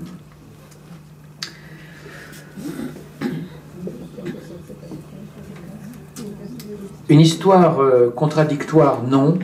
J'ai dit que c'était une histoire polyphonique et qui s'explique essentiellement par l'économie psychique du monde arabe qui n'a pas pu accepter, pour des raisons propres au monde arabe, l'émancipation du sujet non arabe. Et cette impossibilité de l'accepter, impossibilité d'accepter la révolution des Lumières, a entraîné à terme le départ des Juifs, qui au passage ont été volés, spoliés dans les grandes largeurs, et de leur pays natal, et de leur langue natale, et évidemment des biens qu'ils avaient pu accumuler. Deuxième point, le silence sur cette histoire en Occident. Pourquoi tout le monde ? Parce qu'en Occident comme partout d'ailleurs, nous avons du mal à entendre ce qui n'entre pas dans nos catégories de pensée. Nous n'entendons que ce à quoi nous sommes prêts, que ce à quoi nous sommes prêts à entendre, que ce à quoi nous sommes habitués. Quand quelque chose n'entre pas dans nos schémas de pensée, nous ne l'entendons pas. En fait, nous ne comprenons que ce que nous avons déjà compris. Autrement dit, un monde arabe qui aurait été raciste, anti-juif, antisémite, intolérant, oppresseur, colonisateur, brutal, violent, c'est impossible parce que pour l'Occident, le monde arabe est colonisé, opprimé, diminué, est une figure de victime, a fortiori le palestinien. Donc comment concilier ces 2 réalités ? Ça, c'est le silence gêné.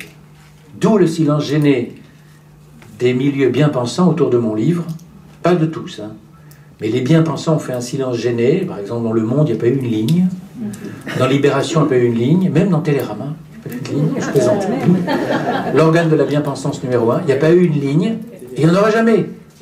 Ça ne veut pas dire que le livre est boycotté, c'est pas vrai. France Culture n'a pas boycotté le livre indéniable, et il y a un grand nombre de journaux en France et à l'étranger qui n'ont pas boycotté le livre, ni le Figaro, ni d'autres. Bon. Mais enfin, la bien-pensance de gauche l'a boycotté. Ça n'entre pas dans leur catégorie de pensée. Pour eux, c'est un livre polémique, pamphlétaire et à la limite presque raciste. Qui lit le livre? Je le mets au défi de trouver une phrase raciste. Je le mets au défi. Bon. Troisième point, conclusion. L'histoire des Juifs du monde arabe, c'est une histoire colonisée. Colonisée à triple titre. D'abord colonisée par les Arabes eux-mêmes, qui ont été des dominateurs. Colonisée par l'Europe, qui effectivement a libéré les Juifs du monde arabe, mais en même temps les a aussi opprimés. N'allez pas croire que les Européens sont venus libérer les Juifs du monde arabe. Les Juifs du monde arabe les ont vus en libérateurs, oui, mais les Européens ne les ont pas spécialement libérés. Contraire même, ils ne voulaient pas d'ennui avec la majorité arabe. C'est toujours vrai. Et troisième point, ce judaïsme du monde arabe a été colonisé par l'histoire ashkénaze, très largement. L'histoire ashkénaze, c'est l'histoire dominante, c'est l'histoire qui fait qu'on a du mal à entendre une autre histoire que la sienne. Et je l'ai vu moi-même en écrivant ce livre, moi qui connais l'histoire de la Shoah depuis longtemps et qui fréquente beaucoup les milieux ashkénazes, j'ai bien vu, par quelques exceptions, bien sûr, j'ai bien vu, autour de mes amis ashkénazes, le silence poli avec lequel, pas tous, loin de là, hein, on a entouré, certainement pas Monique, bien sûr, mais d'autres, et pas seulement Monique, et pas seulement Monique, et non, et pas seulement Monique. On a entouré cette étude en disant, ah oui, c'est intéressant, et quand je disais que je travaillais là-dessus, je travaillais sur l'histoire des Juifs du monde arabe, quand 3 mois plus tard j'ai rencontré une personne, elle me disait, ton livre sur les Juifs du Maroc, ça avance? C'est les Juifs du monde arabe. Et on avait toujours tendance à tout ramener au Maroc. Bref, si je devais ajouter un épilogue, comme je disais tout à l'heure, un 15e chapitre, je dirais que l'Occident a beaucoup de mal à voir l'histoire telle qu'elle est. Or, c'est précisément le travail d'un intellectuel, c'est de voir ce qui a été pour ce qu'il a été. Ni plus, ni moins. Si un intellectuel refuse de voir parce que ça dérange ses systèmes de pensée, qu'il change de métier. Il n'est pas fait pour être intellectuel. Un intellectuel, c'est quelqu'un qui voit toutes les réalités, même quand elle les dérange, et surtout quand elle le dérange. Souvenez-vous de la phrase de Sartre, « J'ai toujours pensé contre moi-même ». C'est une très belle phrase. Et la phrase de Foucault, « Comprendre, c'est se déprendre du connu ». Si comprendre, c'est toujours aller dans le sens de ce qu'on connaît, et c'est toujours se rassurer, rester dans ses schémas de pensée, on n'est pas un intellectuel. Or, c'est pour ça que la bien-pensance aujourd'hui n'a pas le statut d'intellectuel. Bon. Enfin, une époque, évidemment, ne peut entendre que certaines vérités sur elle-même. Et ces vérités-là, précisément, elle ne peut pas les entendre aujourd'hui. Voilà. Je vais arrêter là-dessus, parce que j'ai déjà été très long. Je dirais un dernier mot, vraiment le dernier. On me dit parfois, alors c'est quoi, vous avez fait une histoire personnelle, en fait, parce que vous êtes né au Maroc, etc. Bon, c'est pas une histoire personnelle. C'est pas une histoire personnelle, c'est pas une histoire tribale, ça ne m'intéresse pas les histoires tribales, ni les histoires familiales. Ça ne m'intéresse pas du tout. Et il se trouve que je suis né au Maroc, oui, et de mère algérienne, d'Algérie et de père du Maroc, oui, d'accord, mais je ne vais pas spécialement intéressé là-dessus. Et d'ailleurs, quand je suis tombé 2 fois sur des archives relatives à mon village de naissance, je les ai écartées. Je n'ai pas voulu en tenir compte. Bon. C'est une histoire singulière, l'histoire des Juifs du monde arabe, comme si j'avais fait l'histoire des Lapons, ou comme si j'avais fait l'histoire des Juifs ashkénazes de Cracovie. Toute histoire est singulière. L'erreur, c'est de croire qu'une histoire n'est que singulière. Toute histoire singulière a une part d'universel. Si je parle des Lapons, je parle du genre humain. Si je parle des Juifs ashkénazes de Cracovie, je parle de l'humanité entière. Si je parle des Juifs du Maghreb, je parle de toute l'humanité, et pas seulement des Juifs du Maghreb. Ça, c'est une grosse erreur de penser qu'on fait des histoires communautaires. Le deuxième point, conclusion, c'est que c'est pas un livre d'histoire communautaire. Vous verrez, c'est pas le Maroc, l'Algérie, la Tunisie, c'est pas comme ça du tout qu'est organisé le livre. C'est un livre qui est organisé chronologiquement, avec une vue d'ensemble sur le monde arabe. C'est un livre sur le rôle du mépris dans l'histoire. C'est le journaliste du Figaro qui termine comme ça sa critique, et je trouve qu'il a bien trouvé la formule. Il a dit, c'est un livre sur le rôle du mépris dans l'histoire. C'est très juste. C'est ça. Troisième point, c'est un livre sur la façon dont un monde traditionnel se détruit de l'intérieur, se délite. Un peu comme un morceau de sucre sous l'effet de l'eau, si vous voulez. C'est la même chose. Et puis enfin, quatrième et dernier point, c'est un livre qui s'adresse aussi aux intellectuels arabes pour leur dire, voilà, moi j'ai écrit ce livre. Mes intellectuels arabes, vous, c'est à vous de l'écrire demain. C'est votre passé. Les intellectuels allemands écrivent leur histoire, les intellectuels polonais aussi. Eh bien vous, prenez en main cette histoire. Il faut reconquérir l'histoire des Juifs de votre monde, que vous avez dépossédé et exclu. Reconnaissez ce passé, écrivez ce passé, et là, vous aurez fait un grand pas vers les Lumières et la modernité. avec l'émancipation des femmes. Voilà, merci. Bravo.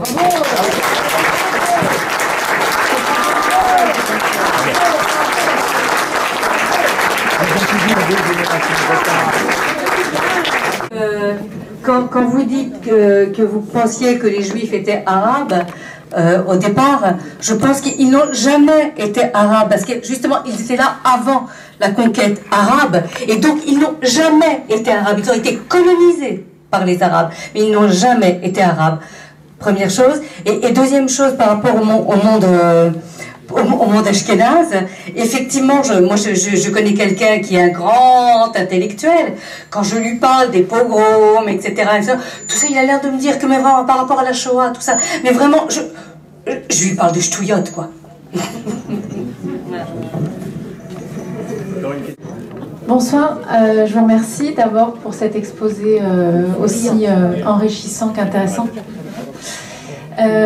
J'attends d'autant plus de lire votre livre que moi j'ai eu la version bisounours de l'histoire de mes parents, puisque je suis née ici, où c'était génial, et le statut de dhimmi, il était presque pour les Arabes et pas pour les Juifs, très franchement. Je voulais savoir, comme vous avez parlé effectivement d'histoires qui ne sauraient être essentialistes, à la lumière de ce qu'il se passe aujourd'hui dans les différents pays arabes, est-ce que vous avez plutôt un espoir ou quelque chose, une vue beaucoup plus sombre pour les années à venir? Bonne question. Je vais vous répondre d'abord, madame. Sur juifs jamais arabes parce que colonisés, vous avez tout à fait raison, bien sûr. Vous avez raison de faire cette remarque. Et quant à votre ami ashkénaze qui vous dit, bon, écoutez, à cause de la Shoah, tout ça n'a pas grand intérêt, c'est une remarque, je dirais, absurde, parce qu'on n'est pas dans la concurrence des mémoires ou dans la concurrence des souffrances. Parce que si on est dans la concurrence des souffrances, alors on ouvre la voie à des rivalités mémorielles très dangereuses, parce qu'on va vous sortir la traite, l'esclavage, la guerre d'Algérie, la décolonisation, la colonisation, etc. Or, nous passons notre temps, quand on forme des professeurs, au mémorial, en province, à Paris ou ailleurs, en étranger, à leur dire, nous ne sommes pas dans une hiérarchie des souffrances, mais dans une différenciation de la nature politique du crime. Le génocide arménien, c'est pas pire, c'est pas moins grave que le génocide des Juifs, c'est différent. Le goulag ou la famine ukrainienne organisée par Staline en 1932, c'est différent. Mais la souffrance d'un enfant ukrainien mort de faim ou d'un enfant du ghetto de Varsovie mort de faim, c'est la même. Donc celui qui dit à côté de ceci ou cela, c'est quelqu'un qui n'a pas compris, qui n'a pas de raisonnement historique, c'est quelqu'un qui est dans le dolorisme, dans la hiérarchie de la souffrance, et malheureusement, il n'a pas de raisonnement politique, il a un raisonnement compassionnel. Avec en plus une dose de mépris pour une histoire qui n'est pas la sienne. Bon, et ça c'est vraiment dommage. C'est pourtant un grand... Ça n'empêche pas.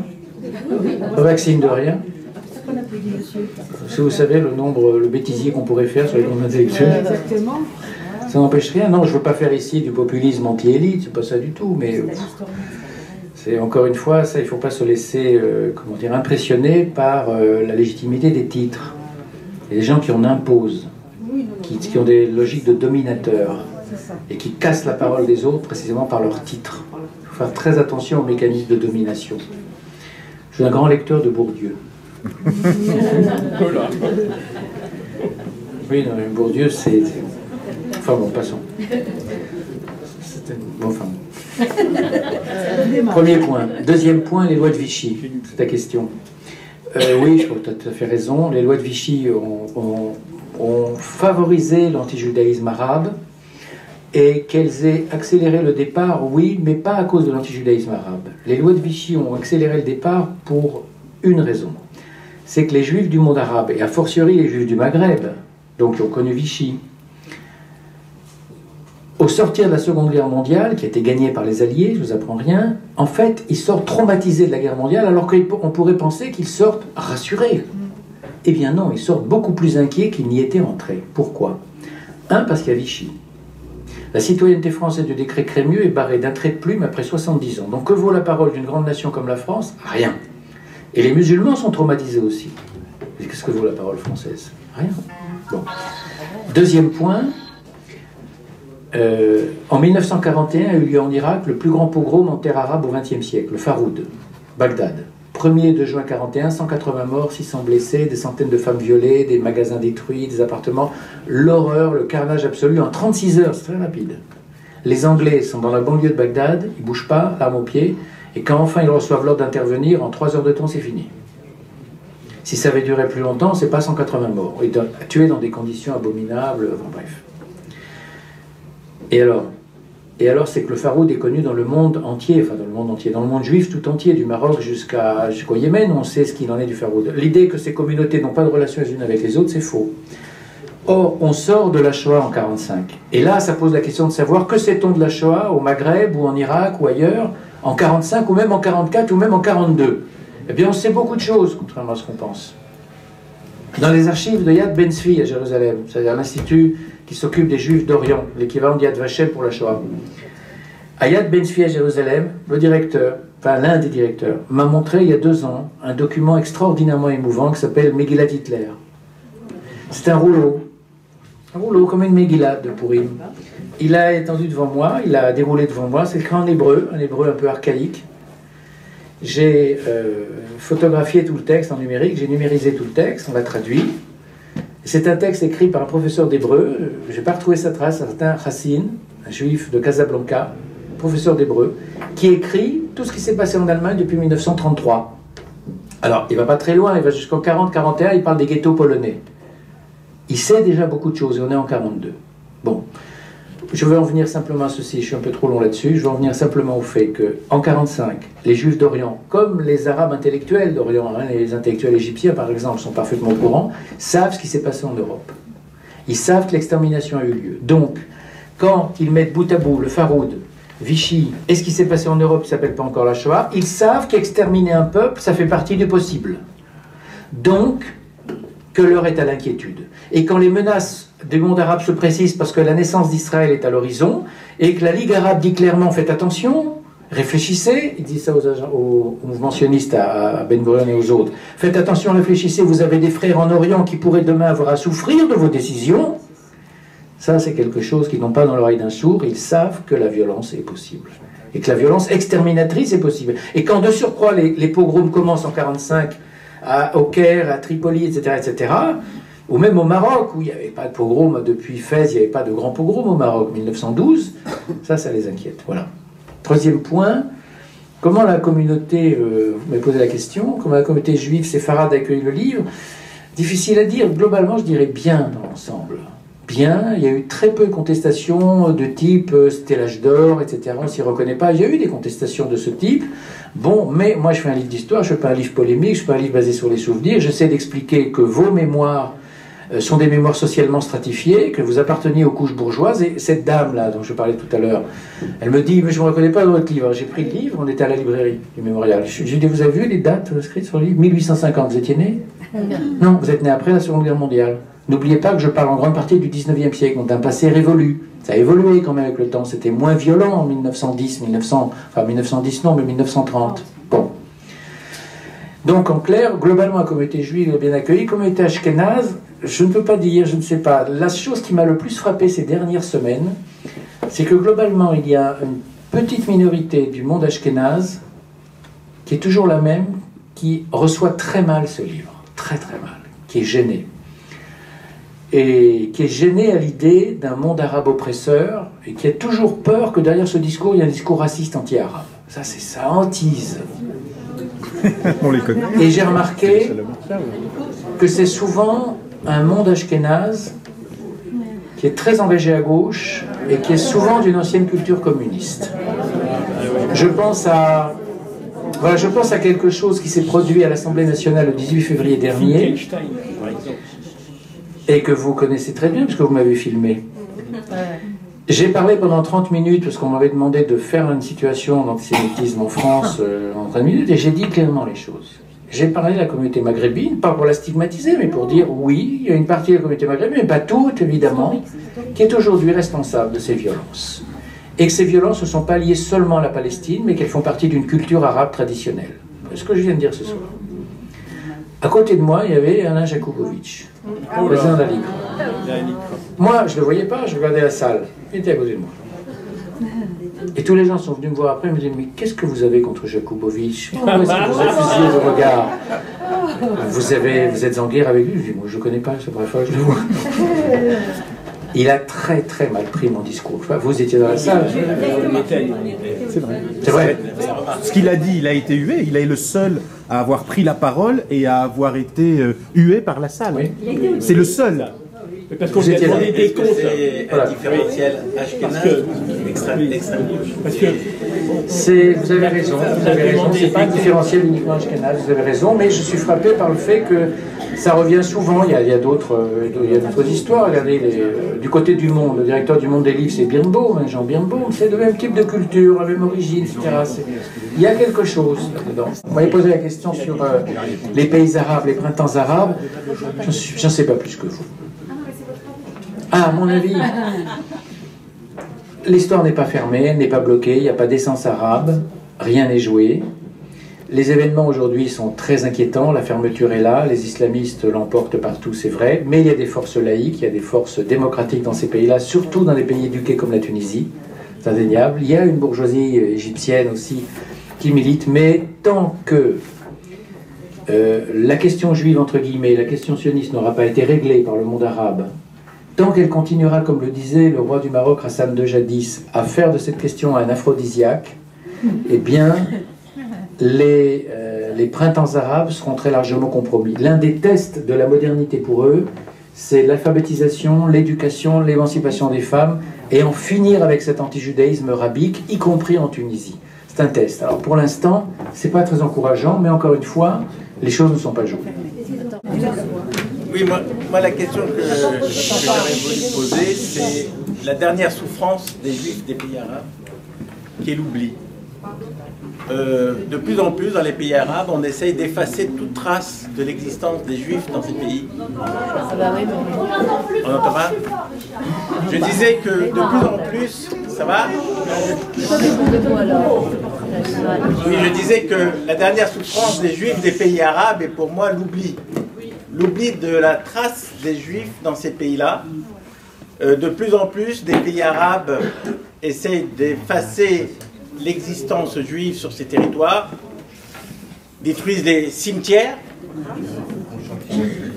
effacent la mémoire de nos parents, arrière-grands-parents, et même, comme quelques-uns essayent de retracer l'histoire et l'imprégnation des Juifs dans ces pays-là, des cinéastes ou des écrivains, ils se voient menacés au Maroc ou en Algérie, et donc sont obligés de faire un peu marche arrière. Alors, est-ce que justement, la dernière souffrance n'est pas cet oubli-là?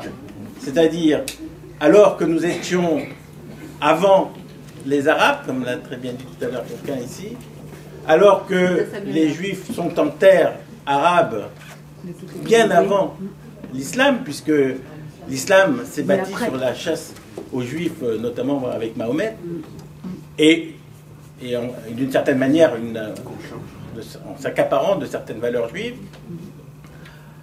Aujourd'hui, on essaie de faire table rase, effacer, supprimer toute trace du judaïsme dans ces territoires arabes. Alors, est-ce qu'il y a encore une chance de raviver, de rappeler et de faire en sorte que cette mémoire ne s'efface à jamais? Vous avez parlé de destruction d'archives. Vous avez parlé de destruction d'archives. Oui, aussi. Bien, c'est ce que vous venez de dire, c'est effectivement le test. J'ai dit tout à l'heure, le test, c'est l'alphabétisation, l'émancipation des femmes, etc., la presse libre et autres. Et le test, ça sera que ces pays se réapproprient leur passé juif, l'écrivent, qu'il y ait davantage d'historiens pour dire ce qui s'est passé et tout simplement reconstituer leur passé. Ça existe. Il y a quelques historiens en Tunisie, au Maroc, qui ont beaucoup de difficultés à travailler, mais qui travaillent quand même. Alors encore faut-il qu'ils écrivent une histoire honnête. Ce n'est pas toujours le cas pour au moins l'un d'entre eux au Maroc. Bon, ça, mais ce serait trop long d'expliquer ici pourquoi et qui est-ce. Mais une chose est sûre, c'est que tant que le monde arabe sera engagé dans un processus de purification ethnique et donc de purification de son histoire, il est très loin d'accéder à la modernité des Lumières. Et ça, c'est vraiment un test imparable. Mais on n'en est pas là pour l'instant, puisqu'il y a effectivement eu une volonté, en Libye, ça a été très loin en 1969 avec Kadhafi, d'effacer toute trace de passé juif. Jusqu'au point d'effacer les cimetières et de jeter les restes à la mer, alors que pour les chrétiens, ils ont donné la possibilité aux chrétiens, où il s'agissait aussi de détruire pour faire passer une autoroute, de transférer les restes ailleurs. Et pour les juifs, non, tout a été jeté à la mer. Je n'ai pas ici le texte sous les yeux, mais dans un article de journal d'une violence en octobre 69, juste après la prise de pouvoir par Kadhafi, extraordinaire. Voilà ce qu'on peut dire là-dessus. On est dans un processus de purification ethnique. C'est quelque chose à dire et à redire, parce que dans la doxa aujourd'hui, ce qui l'emporte, c'est que les victimes de la purification ethnique sont les Palestiniens.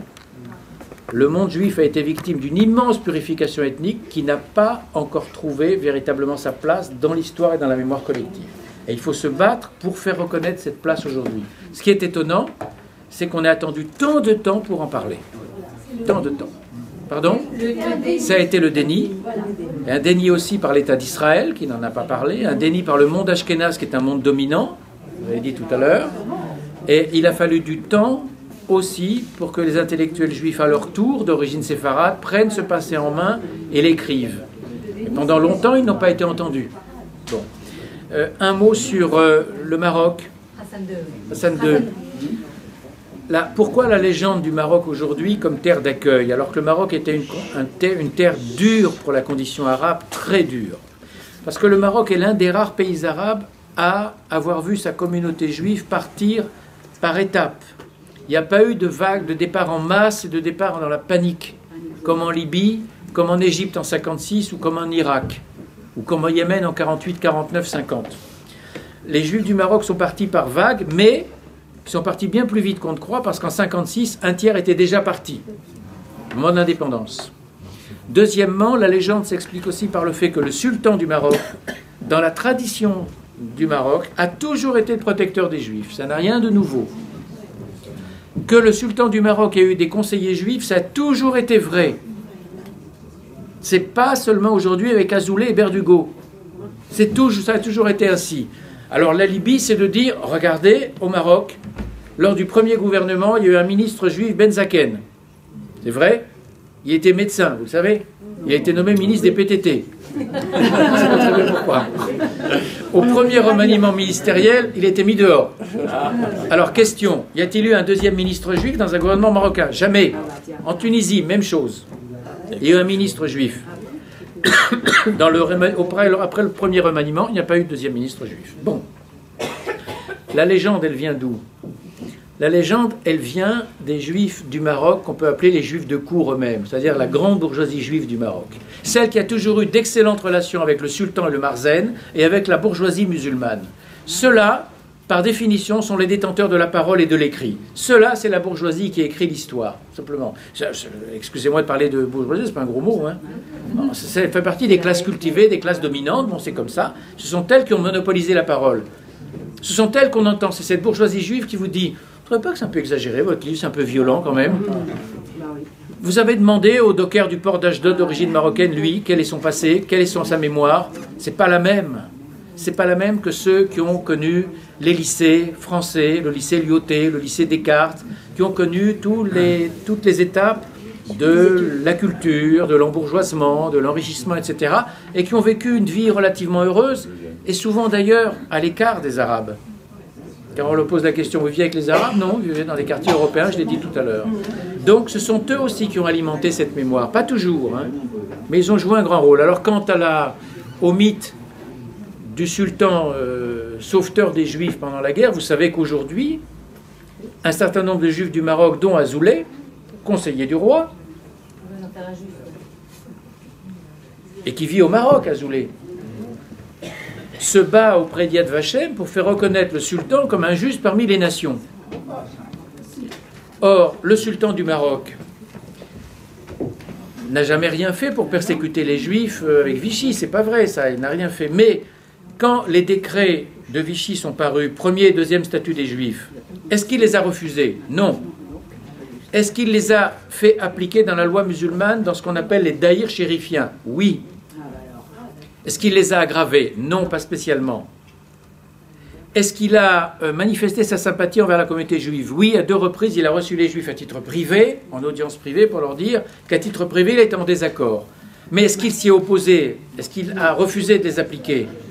Non, à aucun moment. Or, qu'est-ce qu'un juste? Un juste, c'est quelqu'un qui dit non, qui sauve des gens et qui dit non. Il a dit non? Non. Alors, légende, colportée par des juifs marocains eux-mêmes. C'est ça qui est très intéressant, c'est pourquoi un mythe se colporte, se propage, parce qu'un mythe, comme tout produit de notre psychisme, a une fonction. Il a un but, il a une utilité, c'est pas un délire. Pourquoi ce mythe a-t-il la vie dure, autant la vie dure, que le sultan du Maroc aurait protégé les Juifs de l'étoile jaune? Vous avez entendu ça, non? Oui. Moi, enfant, je l'ai entendu. Il n'y a jamais eu d'étoile jaune au Maroc. Jamais. Vous savez pourquoi? Parce que l'étoile jaune est une mesure allemande qui n'a été introduite qu'en zone nord en France le 7 juin 1942. Les Allemands envahissent la zone sud le 11 novembre 1942. Ils n'introduisent pas l'étoile jaune. Donc il n'y a jamais d'étoile jaune à Montpellier ou à Marseille. Pourquoi voulez-vous, s'il n'y a pas d'étoile jaune à Montpellier, à Marseille, où il y a des Allemands, qu'il y ait une étoile jaune à Casablanca? Il n'y a d'étoile jaune qu'en Tunisie, à Sfax en particulier, dans certaines zones de Tunisie, pendant quelques semaines de l'occupation allemande en Tunisie. Mais il n'y a pas d'Allemands au Maroc ni en Algérie, il n'y a pas d'étoile jaune. Donc la vraie question, c'est la question qui me passionne, moi, mais c'est un autre sujet, c'est pourquoi ce mythe a-t-il la vie dure? J'ai même trouvé mieux, c'est quand même une anecdote qui vaut son pesant d'or, c'est à Bordeaux, au mois de juin, la communauté juive de Bordeaux, soirée très agréable, très sympathique, où au premier rang, il y avait là un juif de Casablanca, je crois, un vieux monsieur, très bien, digne, une forte personnalité de la communauté de Bordeaux, très connu, et qui me dit, très intéressant tout ce que tu as dit. Je vais me tutoyer comme ça. Très intéressant tout ce que tu as dit. Mais quand même, tu ne peux pas ignorer, ou tu ne peux pas méconnaître l'étoile jaune, et puis surtout, alors l'étoile jaune, ça je m'y attendais de toute façon, c'est un grand classique. Mais méconnaître que c'est le sultan qui nous a sauvés en 1942 quand les bateaux nazis sont venus nous chercher au large des côtes du Maroc. Je lui dis, d'où tenez-vous ça? Mais c'est mon cousin qui me l'a dit. Bravo. Là, je vois toute l'assistance arrive. Il y a là la réponse. Mon cousin. Alors, c'est extraordinaire cette histoire d'étoile jaune ou de bateau. Le bateau, c'est la première fois. Hein. C'est que c'est l'histoire de l'homme qui a vu l'homme, qui a vu l'homme, qui a vu l'homme, qui a vu l'ours. Personne n'a vu l'étoile jaune. Il y a toujours quelqu'un qui a vu. Donc c'est très intéressant, c'est aujourd'hui la réécriture de l'histoire des Juifs du Maroc. Et là, le film, L'écho du Mela de Kamal Ashkar, qui est un homme honnête, c'est un professeur d'histoire d'origine marocaine, c'est un homme tout à fait agréable et honnête et tout ce qu'on veut.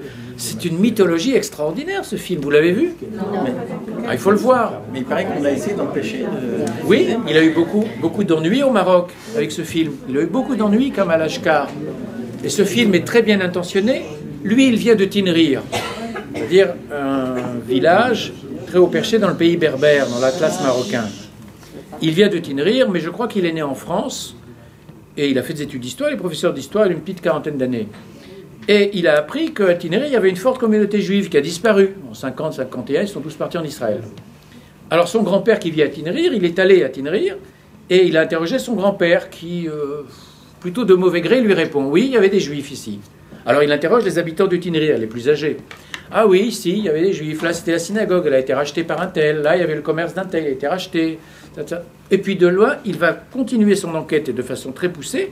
Il va en Israël et il retrouve une partie des juifs de Tinrir, qui sont maintenant des gens âgés de 70, 80 ans, 85 ans, dont de vieilles dames. Et il les fait parler. Et évidemment, il fait un film très intéressant. Il fait un montage, c'est ça un film, c'est un montage très intéressant dans lequel on a l'impression que ces gens-là vivaient en très bonne entente, très bonne intelligence, puis qu'ils sont partis, on ne sait pas pourquoi. Ils sont partis en 1950-51. Et plus vous pénétrez dans le film, et plus vous apercevez que l'homme est honnête, hein, mais il a une idée préconçue. C'était un passé idyllique, on nous l'a volé, pourquoi ces juifs sont-ils partis alors que nous étions des frères? Et c'est vraiment de bonne foi qu'il fait ce film. Mais ce film est un film nul sur le plan historique et excellent sur le plan de la mémoire. Parce qu'il montre comment la mémoire fonctionne. Et alors, quand j'étais à Marseille en décembre, quelqu'un dans l'assistance me parle de ce film que je n'avais pas vu. Du coup, je l'ai vu après. Bon. On m'a passé la cassette, je l'ai vu. Le DVD, je l'ai vu. Et ce monsieur me dit, j'ai quelque chose après coup, après la conférence. Il vient me voir, il me dit, j'ai quelque chose à vous raconter. Je suis de Tinrir. Ça, il a 50 ans environ. Et il me dit, voilà, le film, je l'ai vu de Kamal Ashkar, c'est très intéressant. Mon père a 84 ans, il a toute sa tête. Je lui ai dit, papa, je vais te faire un grand plaisir, tu vas voir, je t'ai apporté un film qui va te faire plaisir, Tinrir. Il l'installe, il lui met les écouteurs, parce que le père est un peu sourd, et il lui montre le film de Tinrir, et pendant 52 minutes, ou un peu plus, ils écoutent en grand silence le film de Tinrir, le fils persuadé de la très grande émotion du père. Le film s'arrête, enlève les écouteurs. Alors, tout est faux. Voilà ce que nous dit le père. Tout est faux. Et effectivement, regardez le film vous-même et vous verrez pourquoi c'est faux. Au détour de quelques phrases, et des uns et des autres, tout est faux. Et là, c'est le tort de Kamal Ashkar de ne pas avoir fait un vrai travail d'historien là-dessus, de ne pas avoir décrypté les silences. Par exemple, une femme en Israël dit « Ah oui, on vivait bien ensemble, on vivait bien. » Ah, alors Kamal Ashkar lui demande, en français ou avec un traducteur en hébreu, parce que toutes ne parlent pas le français. « Mais alors, vous alliez aux fêtes ensemble ? » « Ah non. » « Mais vous faisiez des mariages ensemble ? » « Ah non. » « Mais alors, vous vous rencontriez, vous viviez ensemble ? » « Ah non. » « Mais vous vous rencontriez où alors ? » « Eh bien, au lavoir, pour aller chercher l'eau, à la rivière. » Ah. Et puis tout d'un coup, dans la conversation comme ça, entre deux phrases, une glisse. « Ah oui, quand même, je me souviens, à partir de 48, ils nous ont plus dit bonjour, les musulmans. » C'est tout, ça passe. Et Kamal Ashkar ne reprend pas cette phrase. Voilà. Et puis, du côté musulman, c'est la même chose, silence gêné pour parler des juifs. Très gêné. Il est obligé de tirer les paroles les uns après les autres avec une gêne profonde, et surtout en ce qui concerne les biens qui ont été achetés souvent à très très bas prix. Voilà, j'arrête là-dessus.